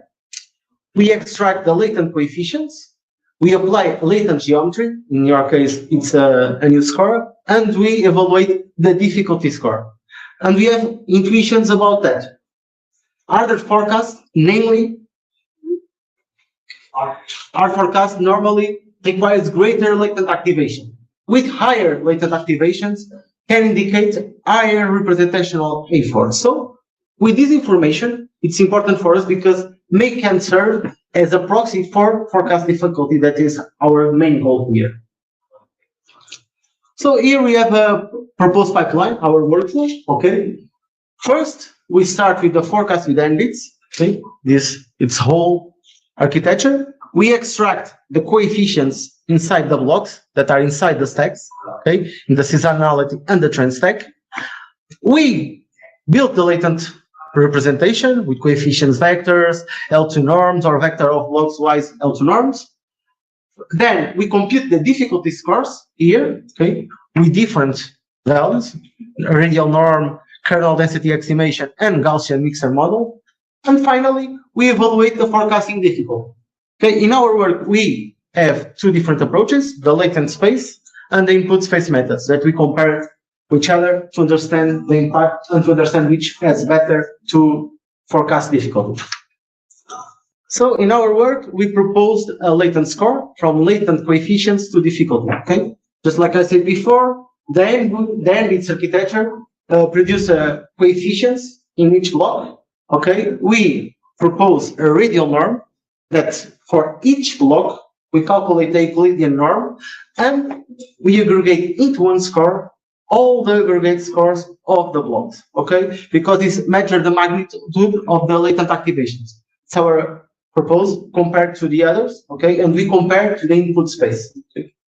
Normally, other forecasts can require stronger internal activations, okay? It's important to understand the difficulty of the models here. And higher latent activations can indicate a higher forecasting difficulty.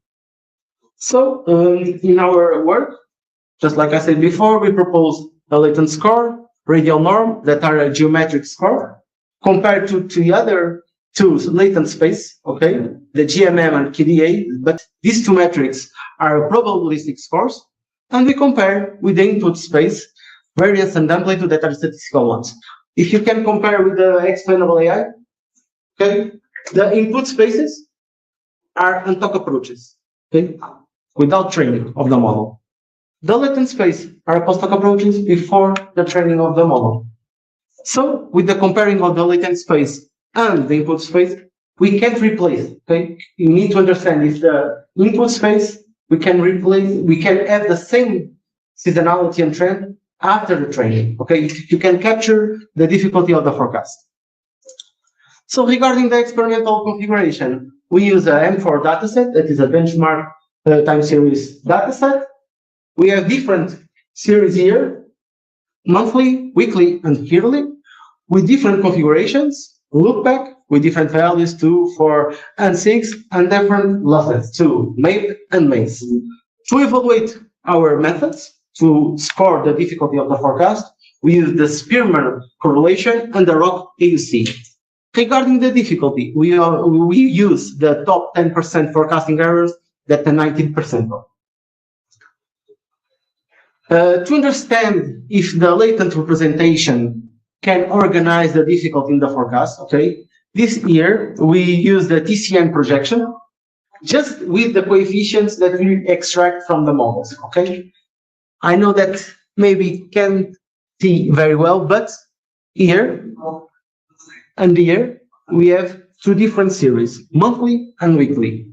The blue points can represent the low difficulty, the orange the medium difficulty, and the green the high difficulty. Okay. In the case of monthly and weekly, for example, we can see that clear separation between the blue points and, for example, the green points. So we can separate with low and high difficulty. But when we have the series with the early categorized, you can't separate very well. So when we extract the coefficients, okay, from the n bits, at the moment you can separate very well with the TCN. You can see the separation between high difficulty and low difficulty.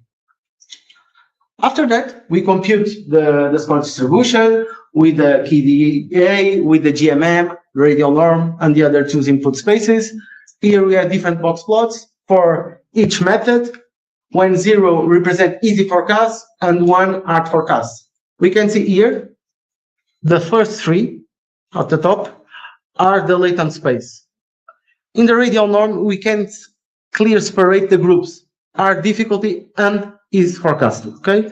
The other two latent spaces don't have a clear separation in the two classes, just like radial norm. The two input spaces, amplitude and variance, have a clear separation between the two classes. Okay, but radial norm into the latent space are the strongest one. And with the numeric results, you can see the same. Okay, the amplitude and the variance have the best results in terms of Spearman and the AOC score, but our proposed radial norm between the other two latent space and the best results, namely in the weekly series. The other two, the best scores are monthly series for amplitude and for variance. With the ROC analysis, we confirm the results that we see in the slides in the previous slide. The input spaces, variance and amplitude have the best IOC performance, but the radial norm outperforms the GMM and the KDA, and is the best approach for latent space. Regarding the main findings, our proposed radial norm is the most effective approach inside the latent space. The input space baselines, amplitude and variance have the best performance of all the methods. The latent representations, okay, the GMM, KDA, and the radial norm consistently encode the information of the forecasting difficulty, okay? But this input space, this output space, can provide complementary information. Okay? It's important to have the two, not only one. In terms of conclusion, the forecasting difficulty is reflected both input space and also the latent representation in our model, the n bits. The latent geometry that we propose, the radial norm, provides a simple way to estimate the forecasting difficulty. And this radial norm proposed, it's good because it can support model monitoring without modifying the architecture of the model. For example, if you use tools like CHAP or Line, sometimes you need to modify the architecture. Here, we don't modify anything. We use the coefficients that we extract from the blocks to understand, give interpretability for our model and understand the difficulty of the forecast. Regarding the future work, we will try another forecasting architecture. We need to see if itself is interpretable or not, because in this case, NBITS is interpretable. Try to conceive hybrid approaches with latent and input space indicators, and continue to calibrate the different models and monitoring the models itself. So thank you for your attention. Now I'm available for questions. Thank you very much, Pedro. So anyone have a question? Congratulations for your presentation, Pedro. I am lost in one point. You separate your groups in easy and hard, And when you are comparing, you are at another level, medium. What you did Okay. to the medium. Okay, I will see. Can you put the presentation again? Yes. This is a binary classification. It's two different methods. I will show. It's better.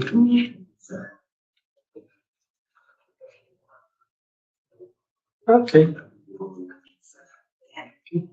Okay, here we have three different, because this matrix is just with the latent representation, without the scores. Okay, it's too easy to try to understand the separation. Okay? But for example, the low difficulty is just to medium. Okay, the 50 percentile. Between 50 percentile and 19, we have the median, because it's just not compute the score here. Yes. We don't compute the scores here, just to represent, just representation of like that space. Here, it's just now the compute of the scores. It's, the first one is just to visualize. I'm lost. Here is just the scores itself. The first one is just to visualize. Okay. I have time, only one. Yeah, you have. When you compare the RC curves, you only compare in terms of the measure, the performance measure. You don't have to do any statistical tests to compare its significance. Here not. Oh. No, at the moment, no. You have the statistical ones to evaluate the amplitude and variance, but the results, not yet. It's the next step. Okay. I can. Let me only to ask if online someone have one question. If not, I can pass the word. No question. To you. Maybe, Diana Mateus, we can hear you. Can Maybe you you hear were me trying now? to say something. Can you hear me? Hello?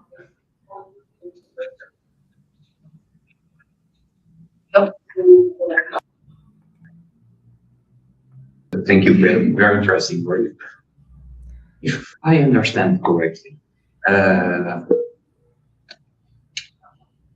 It was to test the sound speakers. Yeah. Basically, I just have one curiosity. Okay, could this be correlated in somehow with the certainty of a model when you do the classification? I will explain a little better. Basically, if I use, for example, a random forest to do a classification, I can have like a probability of the certainty of that model to do that class. You can correlate this with the difficulty of the problem. Do you test it already? There is some correlation between this, or? For example, the random forest itself or decision trees are interpretable itself. You have rules to split them to understand. But the problem here, you have a time series. Yes. It's not easy to do with decision trees or random forest, because you need to maintain the sequence. It's important to maintain the temporal sequence. For example, if you need to use a cross-validation here, you can use a key-fold. You need to use a time series split itself to maintain the temporal sequence. It's important because random forest on decision tree is interpretable itself. But here we need to use another models to use, because NBITS is just itself for time series. And the dataset that we use is a time series benchmarking time series. We need to pay attention because this component is very important. The seasonality, the trend, cycles, it's very important for time series itself. Okay, thank you. Thank you. Pedro, let's go to the next presentation. Now it is my colleague João Mendes that will present the computational output encoder compression for LoRa visual transmission on embedded systems.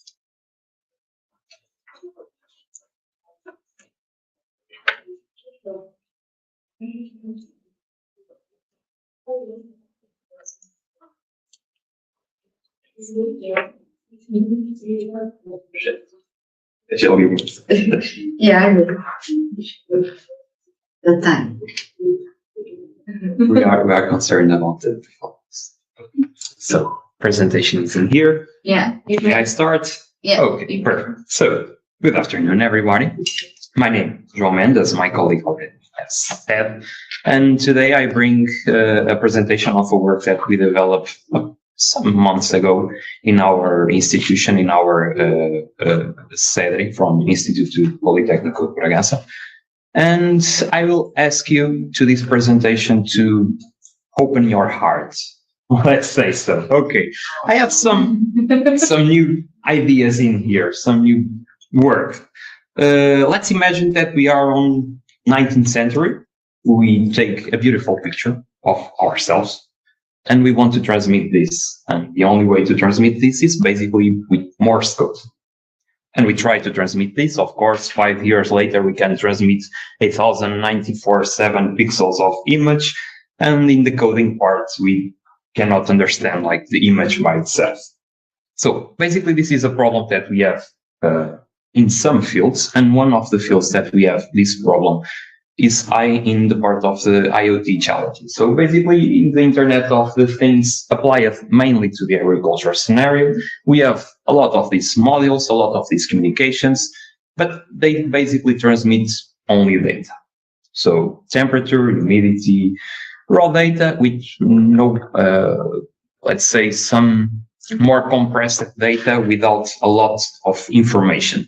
Of course, we also have some limitations in the part of the devices. So we have microcontrollers with only more or less 2014 megahertz, and they basically only have 320 kilobytes of RAM of memory. So the challenge in here is if we have these models and we have this data, why can we use these two other words that we already developed? Like based on image, we already developed some interesting works applied to the agriculture, where we classify pests or we classify diseases. So basically, if we can have these modules on the field, maybe if we find a way to bring the image to our lab, it will be much more easy than we go to the field to take that images.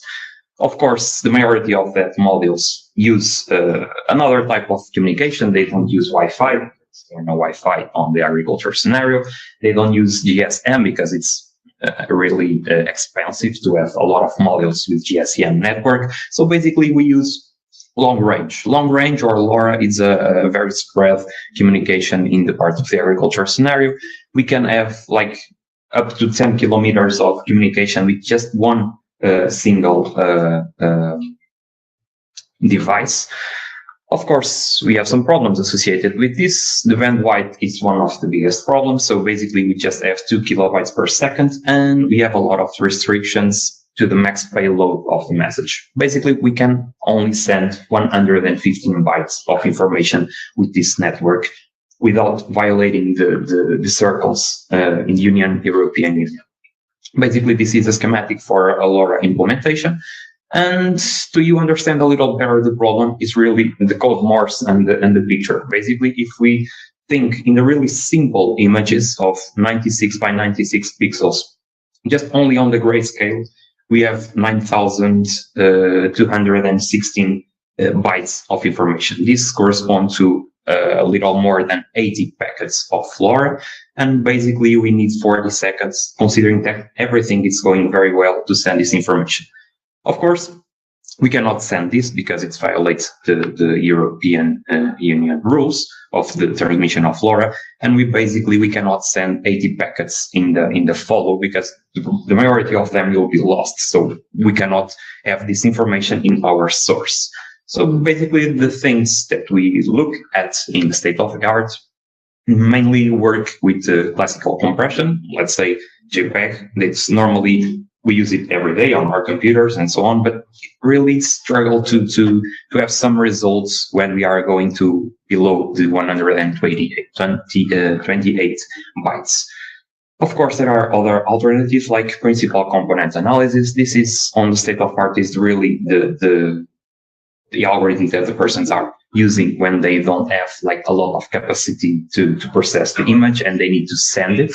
So basically, we use this as our baseline, and we propose a convolutional autoencoder to resolve this problem in here. This leads us, of course, to our research questions. What is the minimum latent size that we can send with some really visible metrics to understand the image on the source? Is our approach can be compared with the principal components analysis at equal payload, and which specific dimensions can we use to optimize the quality of the single pack of LoRa?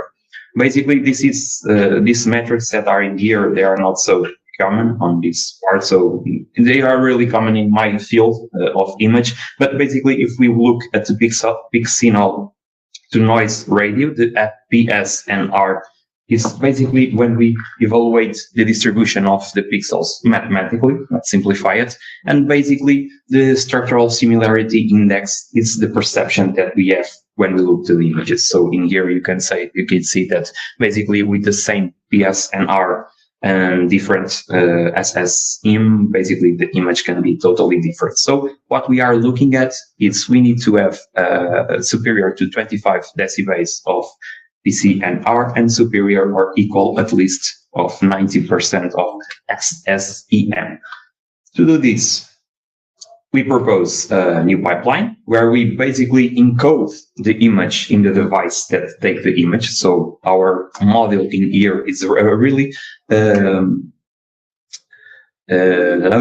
not expensive module like an S32. This is a device that costs more or less 13-14 euros. Okay, so really low capacity of processing. We take the image, we do part of the encoding on that part, and after that we need to transmit.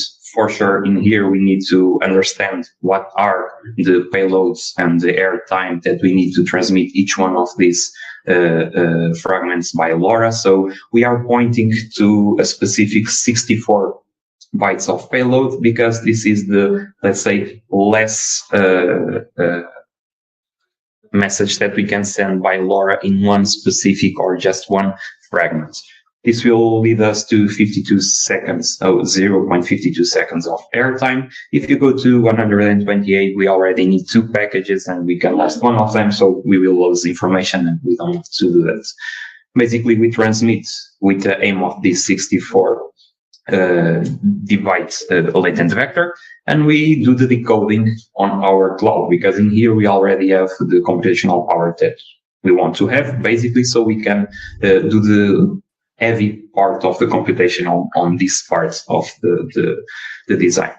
One interesting part of our design is basically in the encoder, we don't use residuals from our network because basically we don't have RAM to do that, but in the part of the decoder we use it. So basically this is not like just encode in one spot and decode on the other. There are some difference between them. To specify a little our encoding structure in here, we use 4 blocks of convolutional networks with a batch normalization, ReLU function, a global average pooling in the end, and we basically have a final dense layer with D dimensions, because we already studied some different dimensions to check which one behaves better. And basically we can have only 5K, 50K parameters on the device part. In the decoder part, we have a more, let's say so, useful network, because we have more computational power in there. So basically, we already use the residuals network in there. We have also some for deconv blocks. We also use batch normalization ReLU, and we use a final sigmoid function with 196K parameters. To the loss function, that is to train our model, we don't use only the MSE metrics, the mean square error metrics, but we also use the perception of the image metrics. So basically, we don't want just to send the same pixels on the same location. We also want to that be visual to us, so we don't lose information on that part. In the part of the methodology, basically, we use a really simple but very established on the state-of-art dataset. This is the AMNIS dataset, more than 70K grayscale images. The original images is 28 by 28, but we need to improve the quality to 96 to 96 because otherwise the convolutional process will be like a mess. So basically we upscale the image so we can apply the convolutional indents in that part. We do a real simple training, okay, Adam algorithm, batches of 64, we basically train it on the GPU with some years old, but it really works really well for 200 epochs. We compare it with the principal components analysis. This is basically our main baseline to this work.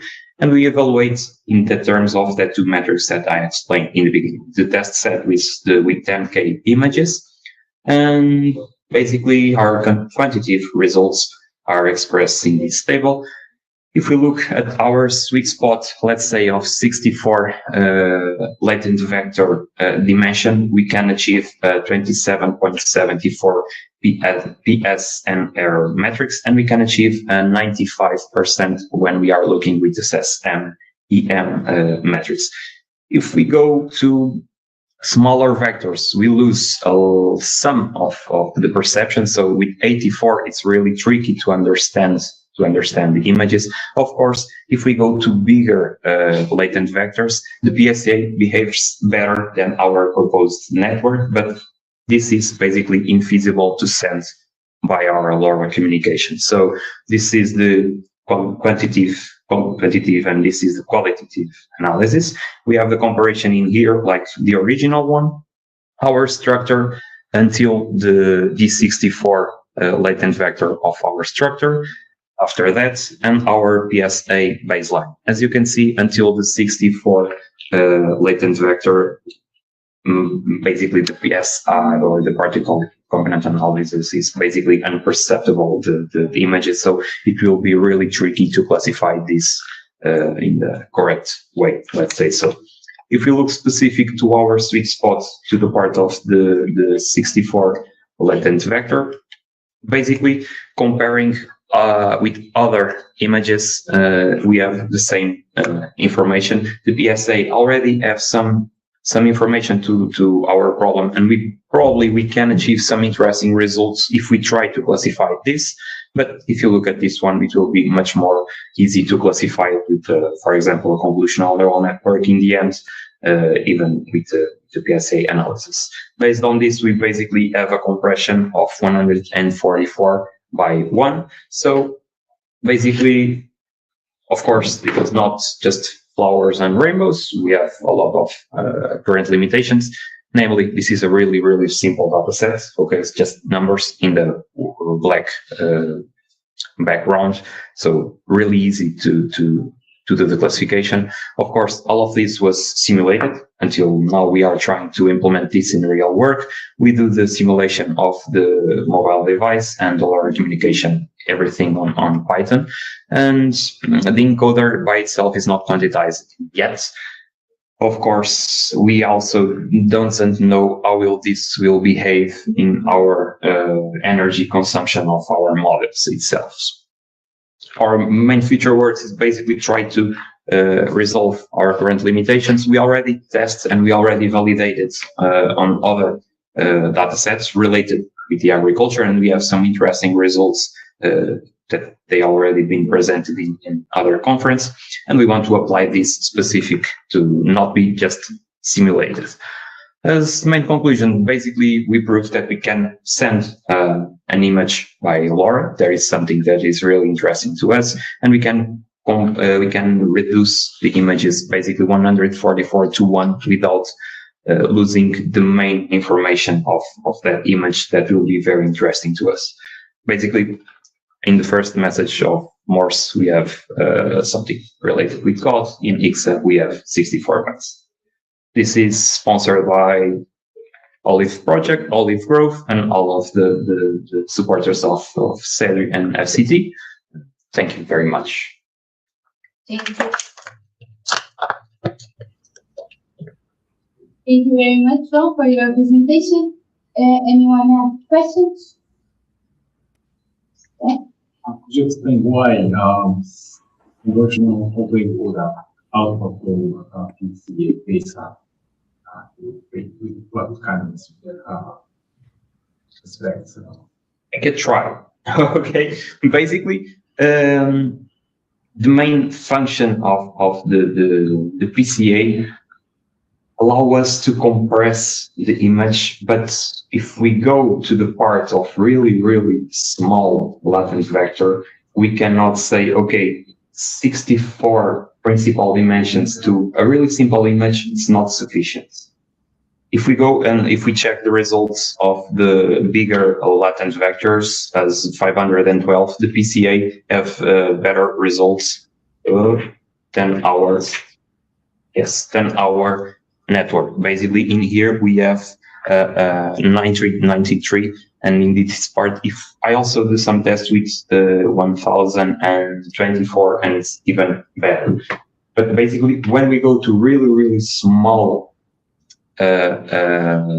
dimensions, the PCA don't have the capability to compress all of that information in just a really small number of bytes.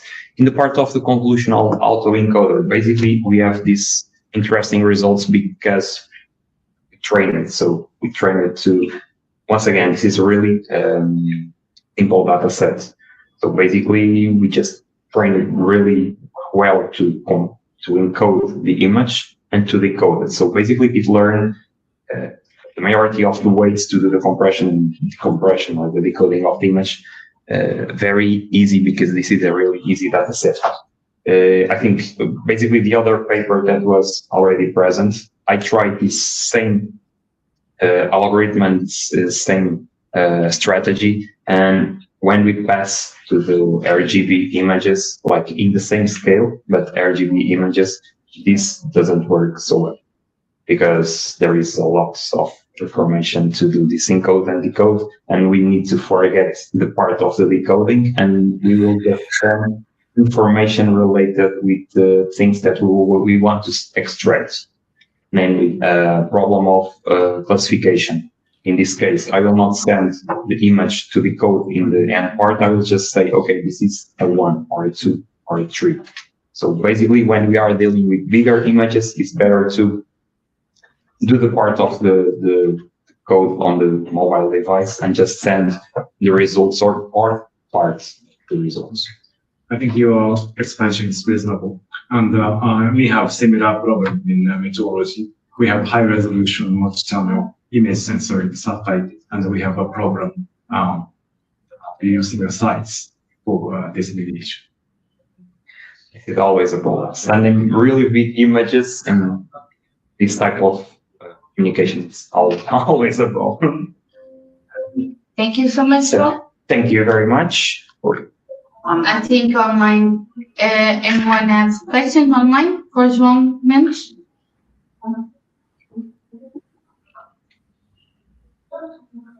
No, I think not. So thank you, João. So the next one is in virtual mode, because we have a hybrid conference. So anyone for the third paper, Aya or Frederico? It's me, Ayana Mateus. Can you hear me? Yeah, we can. Okay, So, I'm going to share the slides, is it? yes, thank you. Thank you. So Aya Mateus will present a modified bias corrected estimator for the logistic shape parameter. So when you can start. Can you see the slides? No. Yes, it's okay. Maybe it's not. Yes. Can you see? Wait. Yes. A moment, please. Okay.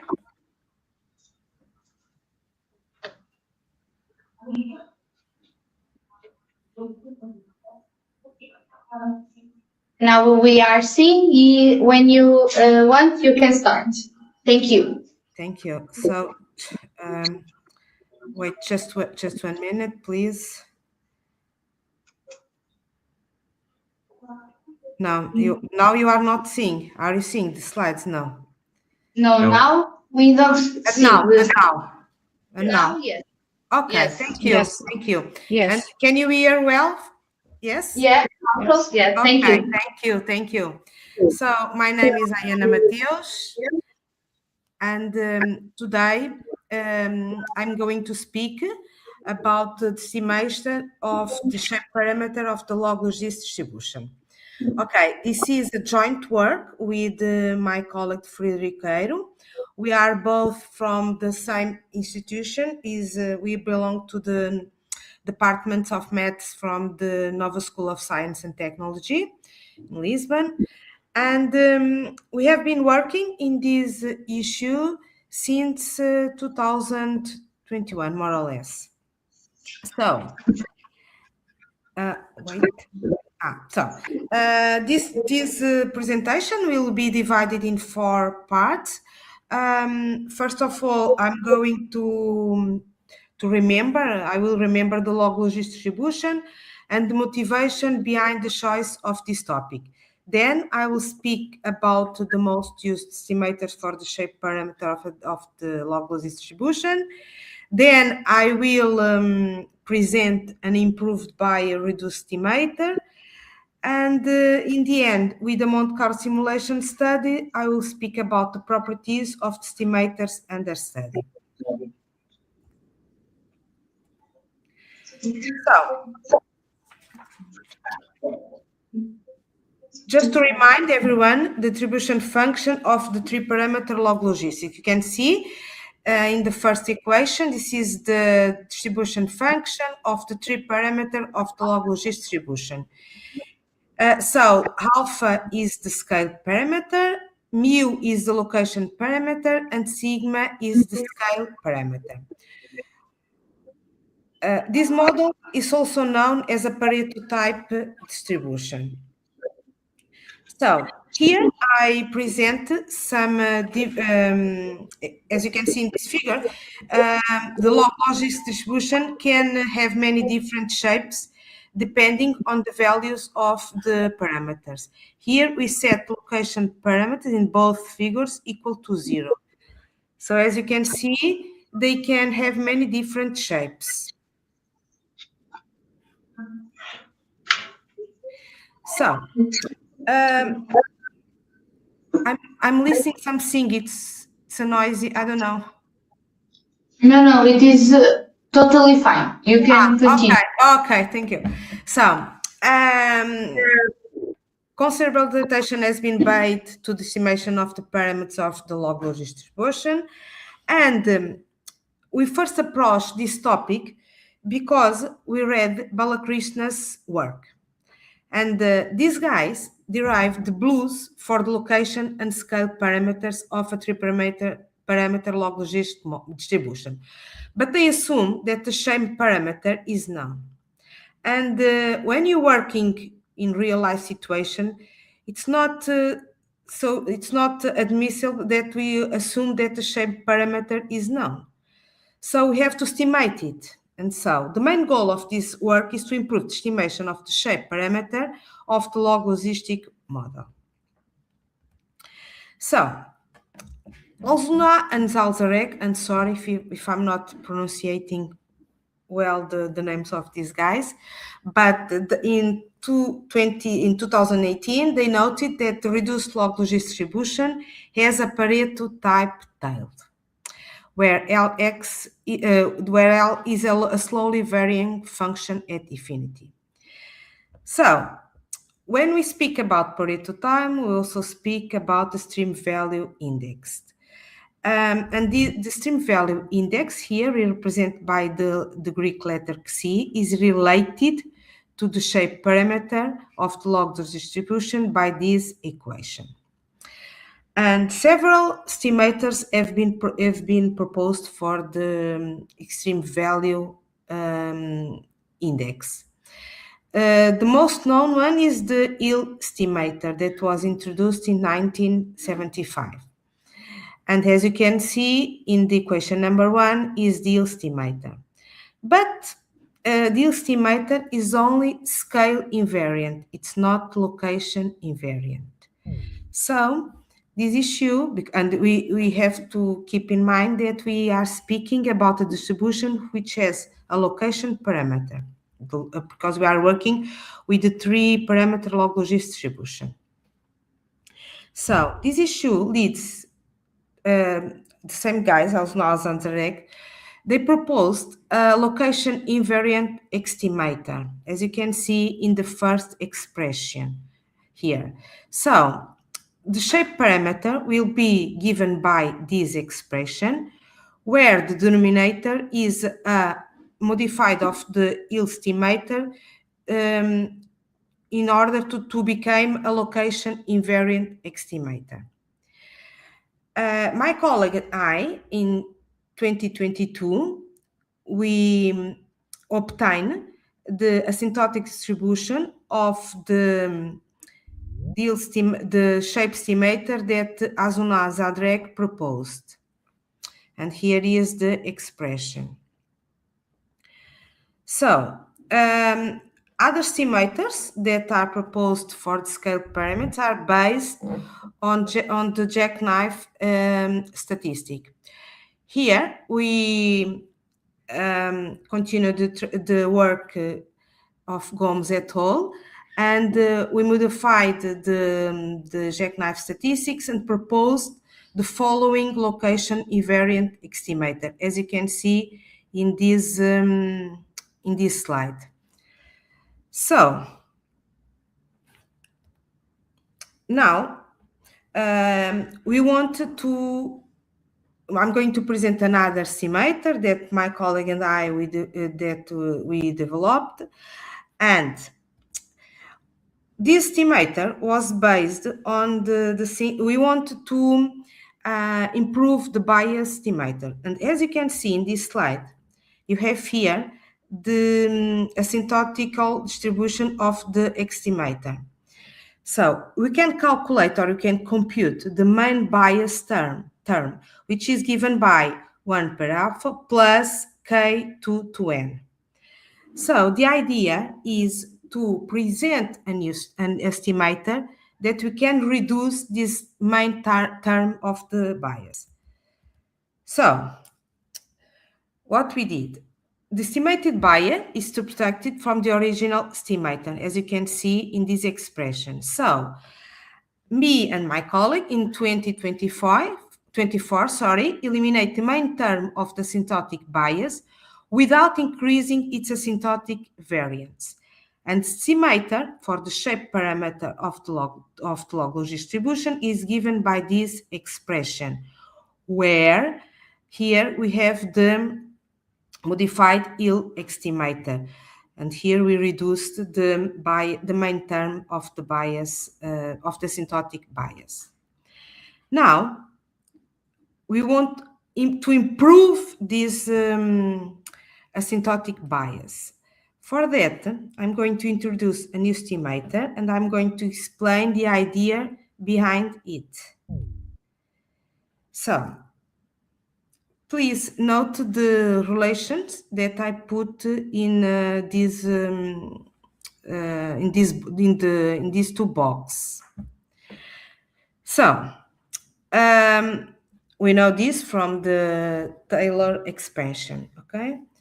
So regarding if 2 minus exponential s provide a similar bias reduction when we set x equal to k to n is close to 0, and the strong bias reduction when this x set to k to n is not close to 0. So regarding this, let's see here, I can replace this expression by what? See, if you put here k to 2n equal to x,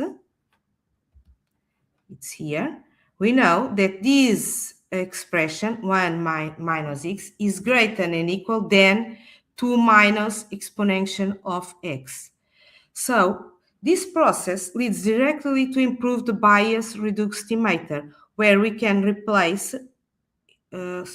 here, this expression by 2 minus exponential of k to n.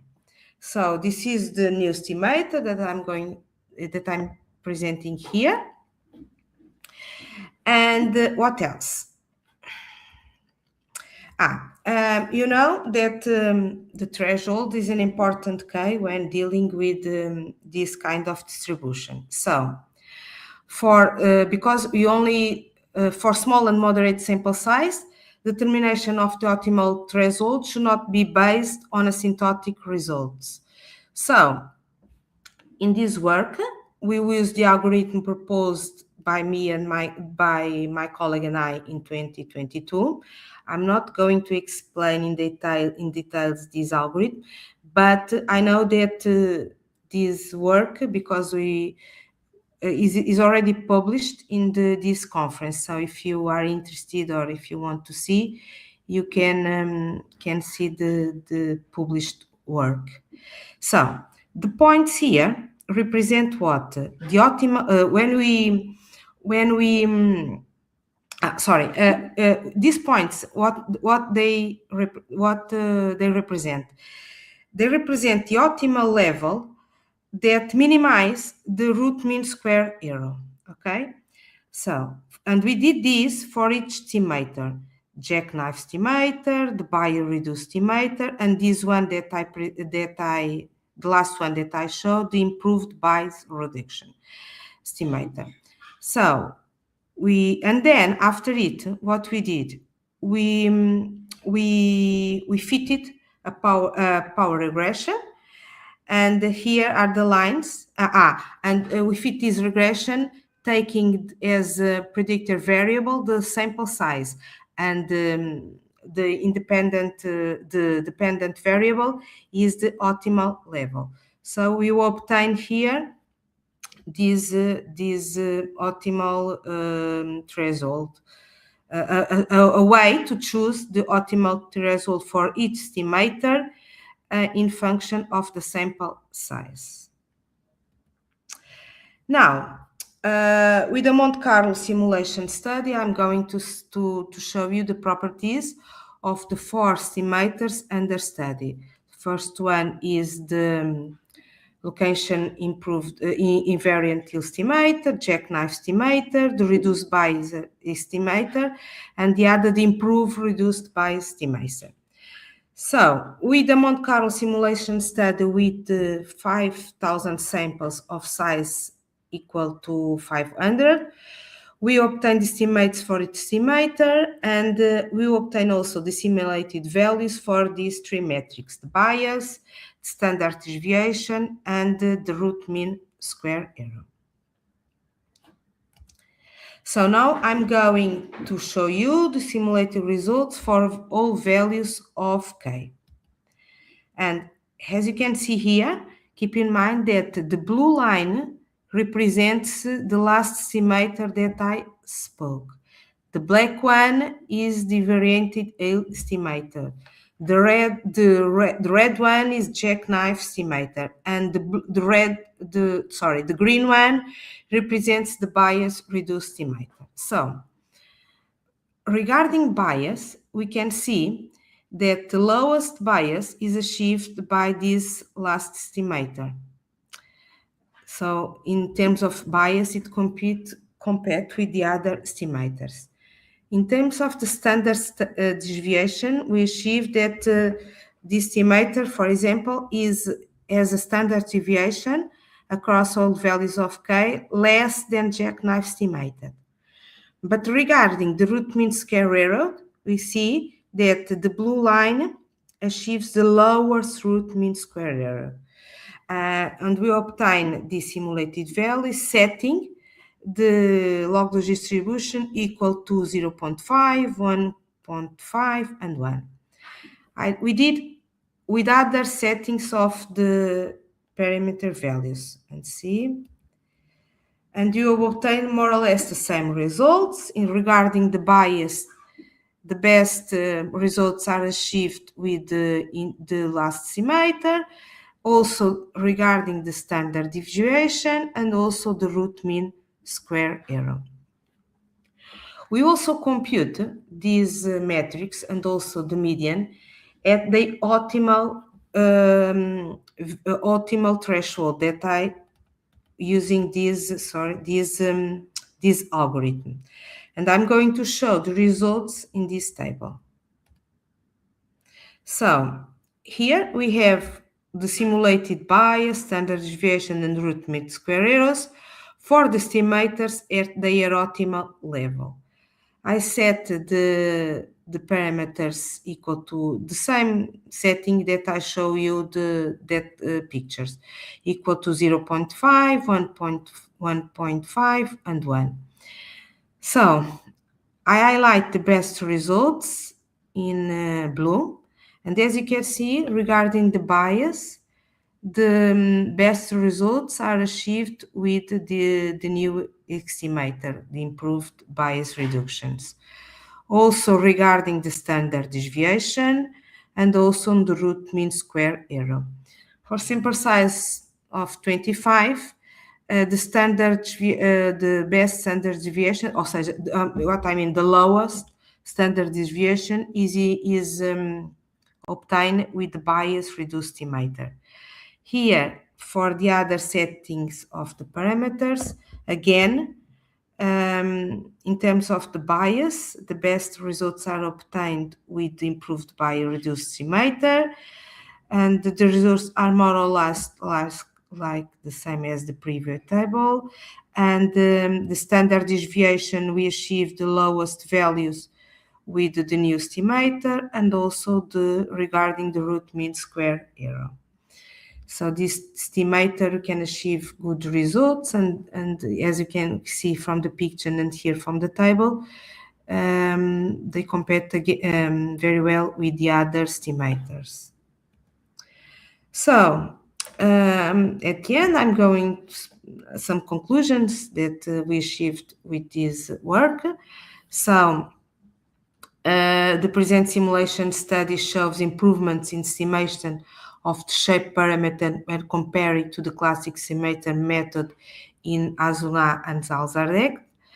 The new estimator yields a near zero absolute bias over a wide range of K values. The new estimator also can achieve the lowest root mean square error.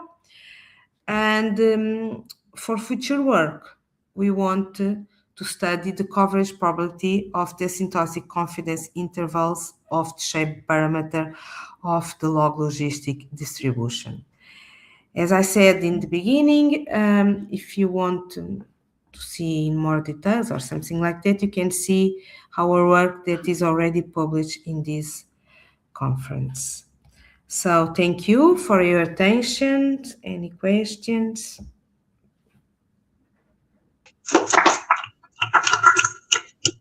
Thank you so much, Haya, for your presentation. Now we need to pass for another present. You have a question, but you have to go to.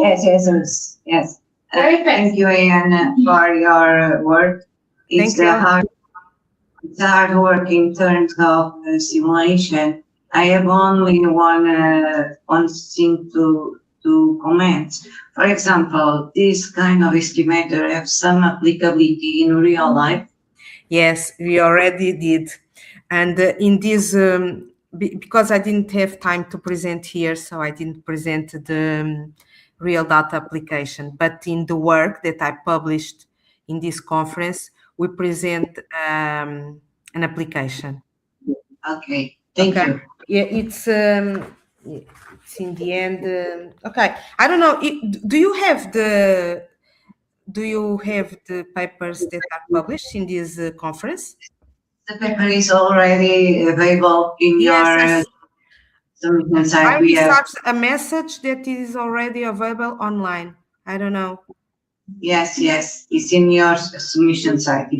Okay. Then you can see our application to real data. Okay, thank you so much. Thank you. Bye, thank you. So we'll pass now for the fourth presentation, that is me, do it.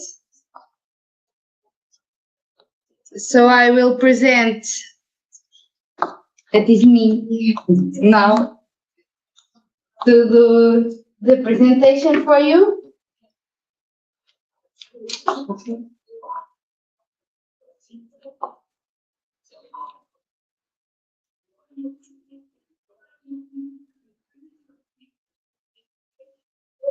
Okay, I will present a comparative natural language processing study of semantic and thematic change in AI research. So nowadays, the generative AI is a lot of use in students, researchers, professors, using to generate research, to generate some ideas to the classes and so on. But was the language of artificial intelligence research itself, it is changing with this new approach of applying artificial intelligence. So the idea with this study and this project is to study the difference now and before starting to use the generative AI. And we use a lot of publication to demonstrate this difference between the two periods, with generative AI and without generative AI. And we apply several methods to have this analysis. So the gap in this type of studies is that they use a lot of studies to analyze the ethics part of using generative AI, a part of the critical thinking, the part that the use, how you use generative AI. So exist a lot of studies about this, but don't exist related to the difference of lexical and vocabulary and the topics that we are now using before the application of generative AI. So we have these three research questions that we want to answer during this development of this study, and relating to the difference between the vocabulary used these two periods, how we use natural language processing, we can distinguish these two phases of new words, if we can say this way, and what are the thematic change with this type of generative AI tools. So for the data set, we use the Web of Science database, and we search about artificial intelligence. We have a lot of publication in this area, and the idea is to use this type of publications to do this analysis. So we obtained more or less 25,000 documents in two periods, one pre-generative AI, 2015 until 2019, and the post-generative AI period, 22 to 25.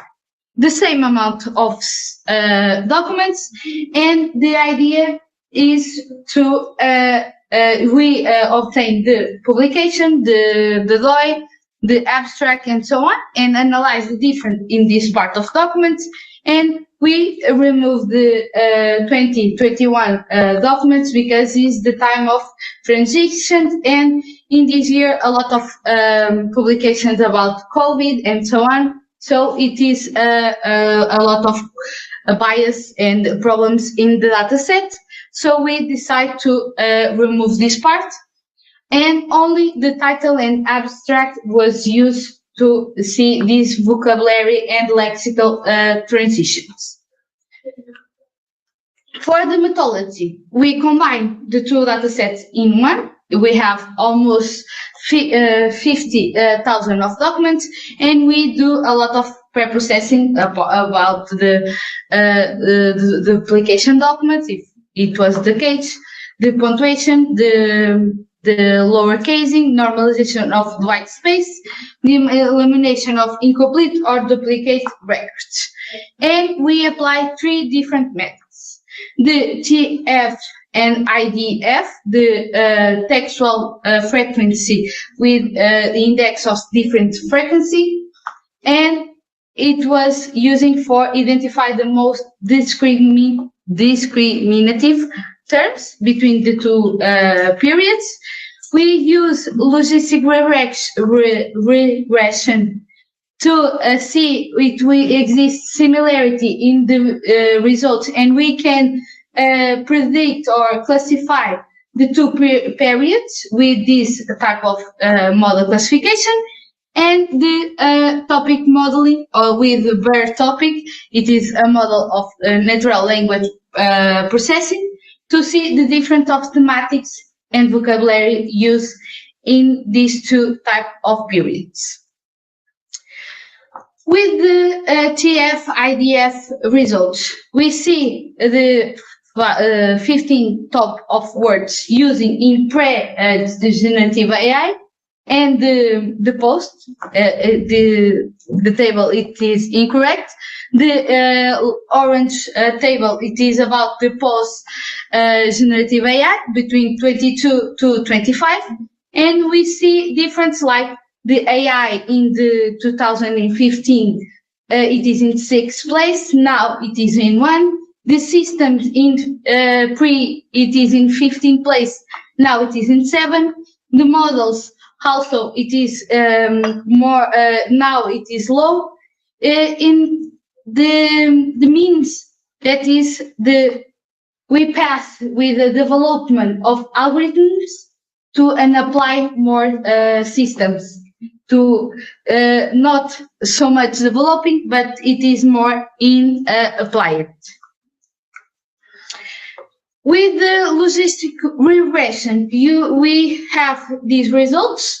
So we try to classify more or less 7,000 documents, and we see that in the table we have a lot of a balance in the results, and we have also a balanced data set that is saying that with this type of approach and with the different in the lexical vocabulary in the documents, we can distinguish the two phases of without generative AI and now with the generative AI to help and to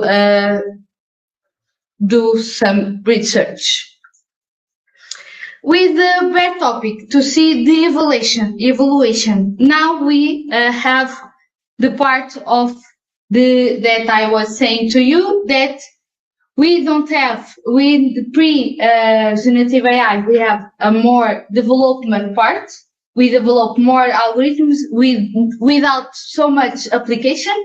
And now we are moving for more application in healthcare, more application in education, in business innovation, and in sustainability. We see a lot of ethics, sustainability, equity. The sustainable goals are now in the vogue of the publications. And these are the new results with this new generative world. And with these results, we can answer the three research questions. The first one, we saw that we pass methodology and technical part of AI to a more application and generative language with LLMs and with a lot of application in some domains that are not so applied in previous generative AI, like education and healthcare. For the research question 2, we can confirm that the natural language processing classifier can distinguish these two periods only with vocabulary and the publications. And for the research question 3, what if we are the thematics are changing or not? And yes, they are changing now. With it is, like I was saying in all this presentation, it is more applying, and it is more applying in education and business and sustainability and healthcare. But it exists some limitation in this study because we only use one database, we only use title and abstracts, but with different type of approach. We remove the 2020 and 21. That can be a tricky idea for some people. And the correlation is different of causation, and the generative AI tools may not be the direct driver. So for the conclusions, we saw that artificial intelligence, scientific discourse under a clear paradigm shift that is more applied for generative AI. We have almost 90% of accuracy to distinct the linguistic change or the thematic change. The thematic diversification now it is with more different and with more application, and with these three types of methods applied, we provide a replicable framework for studying discourse evolution. For the next the directions, we want to put more full text analysis. We want to analyze different database publications from Scopus, PubMed, and IE3. Include the transition to see if it exists different or not. The citation also expand to other databases, as already said, and also the research topic, because now the research topic is only artificial intelligence. The idea is to increase the research topics and see the large language models-based semantics, embedding, applying them to see also the difference comparing with these results. The final note for this study is generative AI is not changing our research, right? It is reshaping what artificial intelligence research looks like, linguistical and thematically at a structural level. This is the acknowledgement for this work. And thank you. Some questions that we have? We have one? Yes. I have questions. I'm only a little one. Congratulations for your presentation. I saw that you have some questions that missing in your study, namely the future work are directionally for the direction of the full test discussions and results of the two sections that will be analyzed. And one curiosity in slide 5. I think it's a plot. I think it's a copy paste. It's nothing nothing strange here. Okay. The color blue is the period 2015-2019. And the orange is 2022 to 2025. It's that. Yeah, no. This is wrong. Okay. Professor. No, it was, and I saw the presentation a lot of times, and I don't see that. Okay. Thank you. You're welcome. Anyone have more questions? No? Online. And online? No, I think thank you. not. No, thank you. Thank you. So we pass for the last presentation. That is the work from Dora Gomes and Manuela Neves. I don't know if Dora Gomes or Manuela Neves is in Dora East. Hello, can you hear me? Yes, yeah. Very well, thank you. So, Dora, put this. Yeah, you need to share. Okay.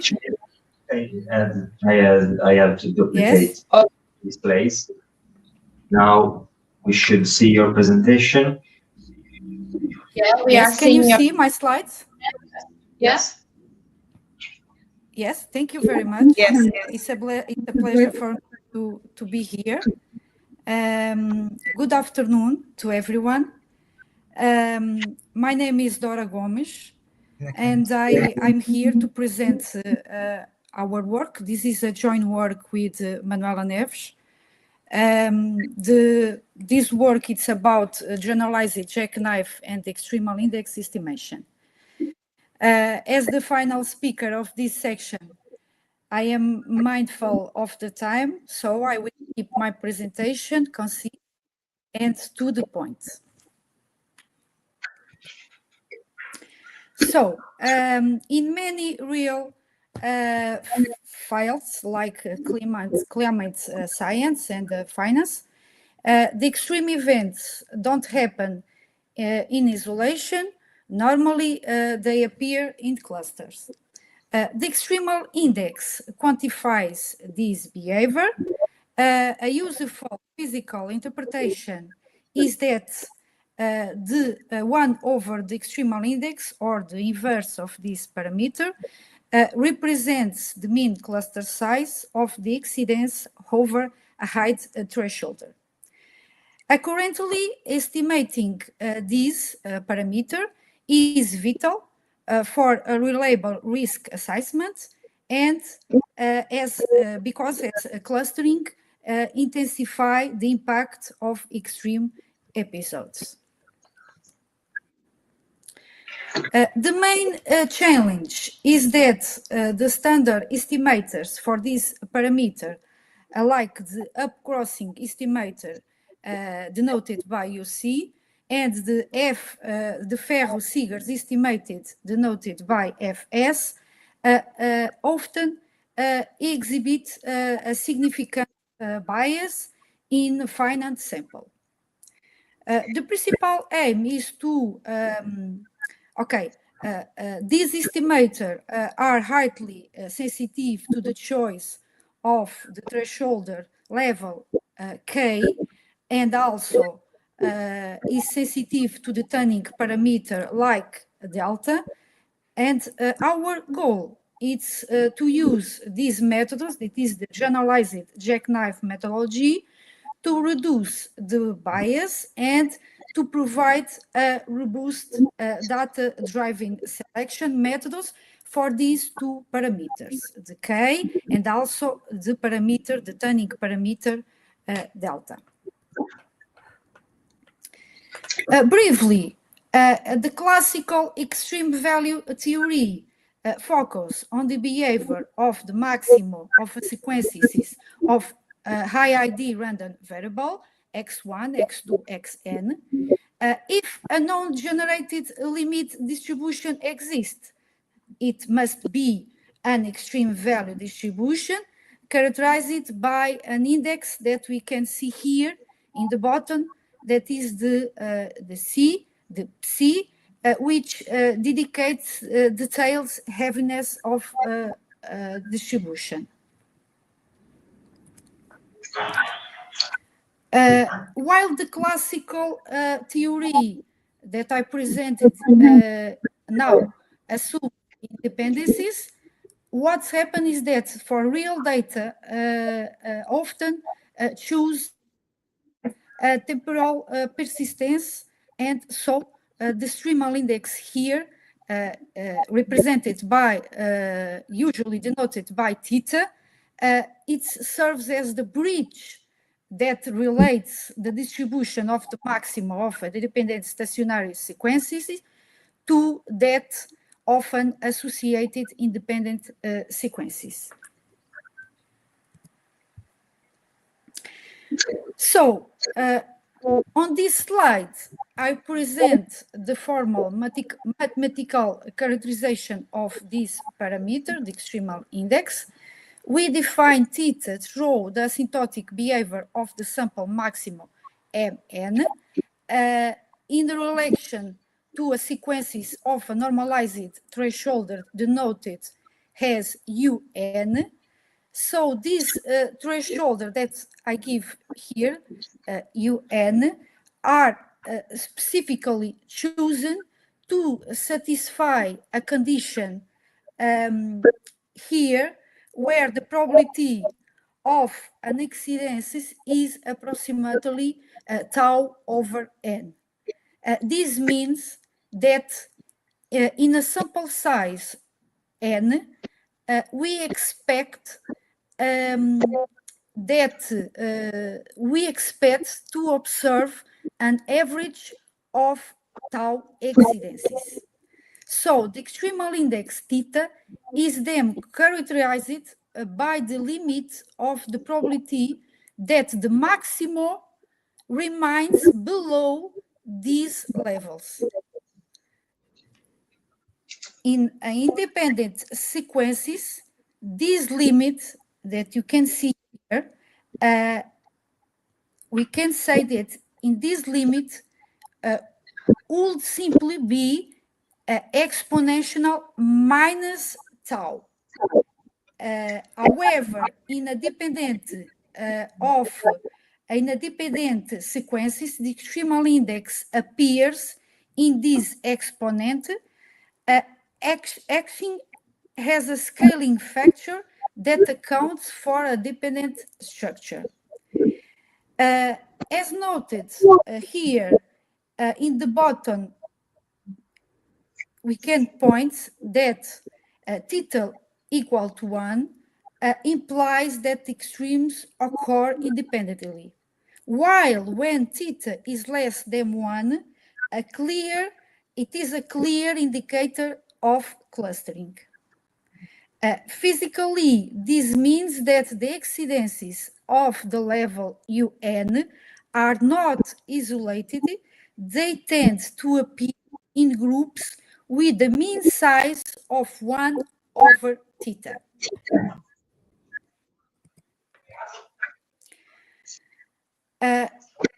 Considerable attention has been devoted to the statistical inference for this parameter.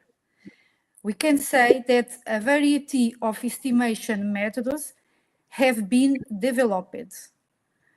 One way to estimate theta is the naive estimator.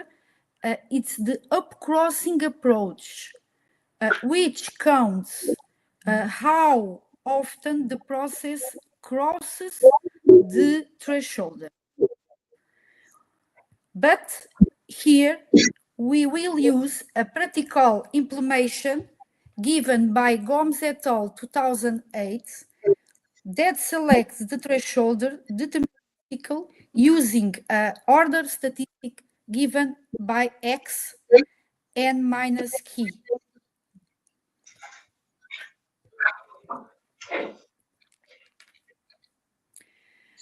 Now that we have established how the upcrossing estimator works, we must address the main weakness, that is the estimation bias.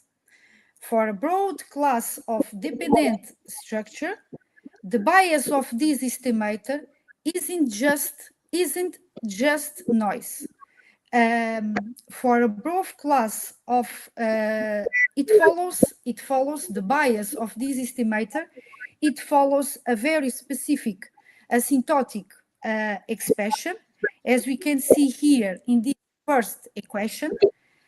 The bias is dominated by two primary components that I have here, key over n, and another related to 1 over key. This motivates the authors, Gomes et al. 2008, to propose the second order generalized jackknife estimator.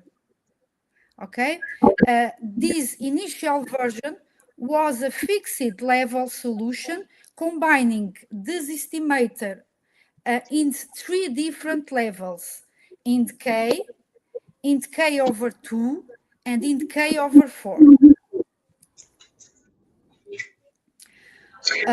Follow that first attempt, research found that while the fixed levels k over 2 and k over 4 approach reduced bias, it didn't necessarily improve the mean square error when the threshold was chosen optically.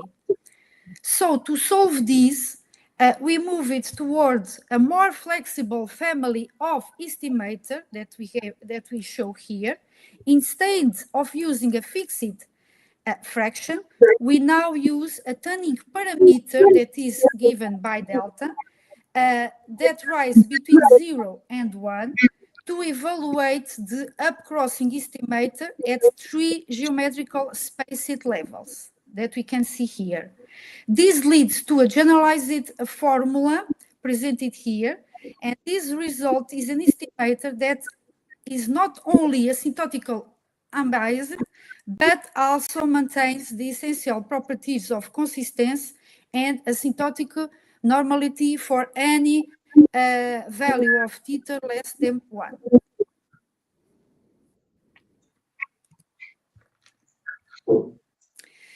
A key contribution of our work is to extending the generalized jackknife methodology to an estimator that is the interval estimator by Ferencziger 2003. While the upcrossing estimator focus on the counting events, these methods of Ferencziger focus on the temporal spacing, that is the time gaps between consecutive exceedances. The core of this estimator lies in the analysis of the inter-exceedances time, denoted by T. The major practical advantage of this intervals approach is that it is self-declustering. It avoids the need for arbitrary tuning parameter. So one of the key contributions of this work is to provide the general jackknife methodology. It is a versatility framework by applying to this Ferencziger estimator. So as we have seen, the family of generalized jackknife estimator depends on two critical parameters, the threshold K and the tuning parameter delta.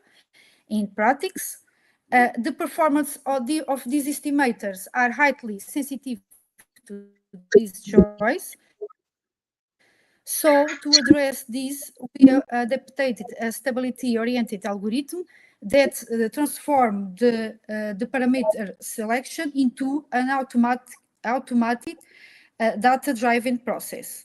The procedure works by computing the estimates over a comprehensive grid of K and delta values.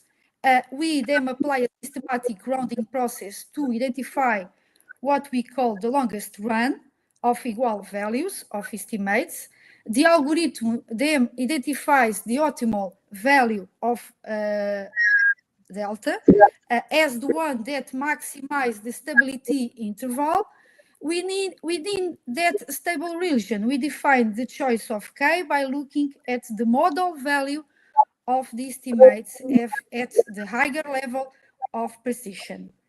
This ensures that our final estimate is not just a random point, but the most representative value from the most stable region of the data. Yes? No, you can continue. Okay, thank you. Now we conduct extensive Monte Carlo simulation. This approach provides the full control over a data generation mechanism, allowing to compare our estimates against the true values of theta. For this reason, we use two first-order max autoregressive processes. They are max 1 and they are max 2. These models are chosen because they have an analytical tractal extremal properties, allowing us to precisely set the degree of clustering through the use of real values of extremal index, that is 0.25, 0.5, and 0.75. In this presentation, we focus on the result for n equal to 1000. However, it is important to note that the full paper includes several values of the sample size, which are crucial for observing how the optimal turning parameters behave as the sample size increases. For each simulation, we evaluate the estimates across a comprehensive grid for values of k and different values of delta, as you can see here. And so the final selection of these parameters for each the simulated sample was performed automatically by the stability algorithm. We also discussed early how they works. So let's show briefly our Rmax models. The Rmax one that depends on the parameter theta. Here the extremal index is equal to theta, and Rmax 2 that we have the extremal index equal to 1 minus b is the parameter. I forgot to tell you. Sorry. Okay. So what's happened? Can you see? No. We can see your screen, but not the presentation. Yeah. We don't see your presentation. Sorry. We see the recommendations for the. Sorry. Let me see where is. And now we see your presentation. No, this is not yours. This is Ariana. Yeah. No, it is Ayana. I'm sorry. Just a minute, please. Dora, tens que partilhar outra vez. Agora estamos a ver. Estão a ver a apresentação, é? Não. Agora estás no site Ayana. da apresentação. Não. Estás a partilhar outra ecrã. Ok. Just. Põe. Ok, just a minute, please.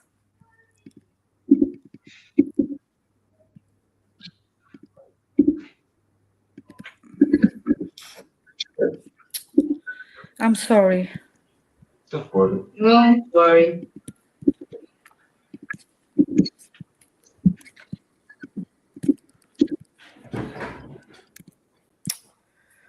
Dora, tens que pôr a apresentação aí. Dora, põe a apresentação no PDF Sim. Presentation Tool.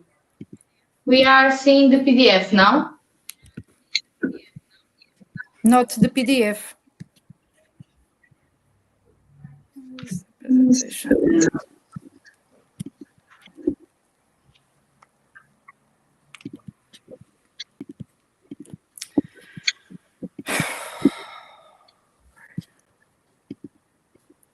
Deixa estar aqui, que aqui estamos a ver.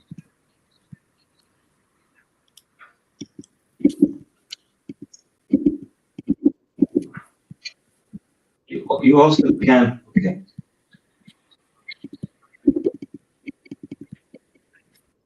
Okay, let me see. Now it's okay? Yes? Okay, now you can start the presentation. I'm sorry. Don't worry. No. Okay, almost finished. So, about these two models, as you can see, I forgot to tell you that we have innovation that are a standard Frechet distribution. So, let me continue.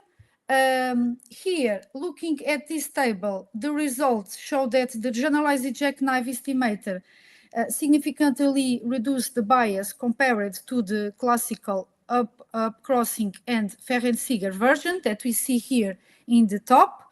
A crucial technical detail to note is that for this sample size n equal to 1000, the longest run of the stable estimates given by this letter L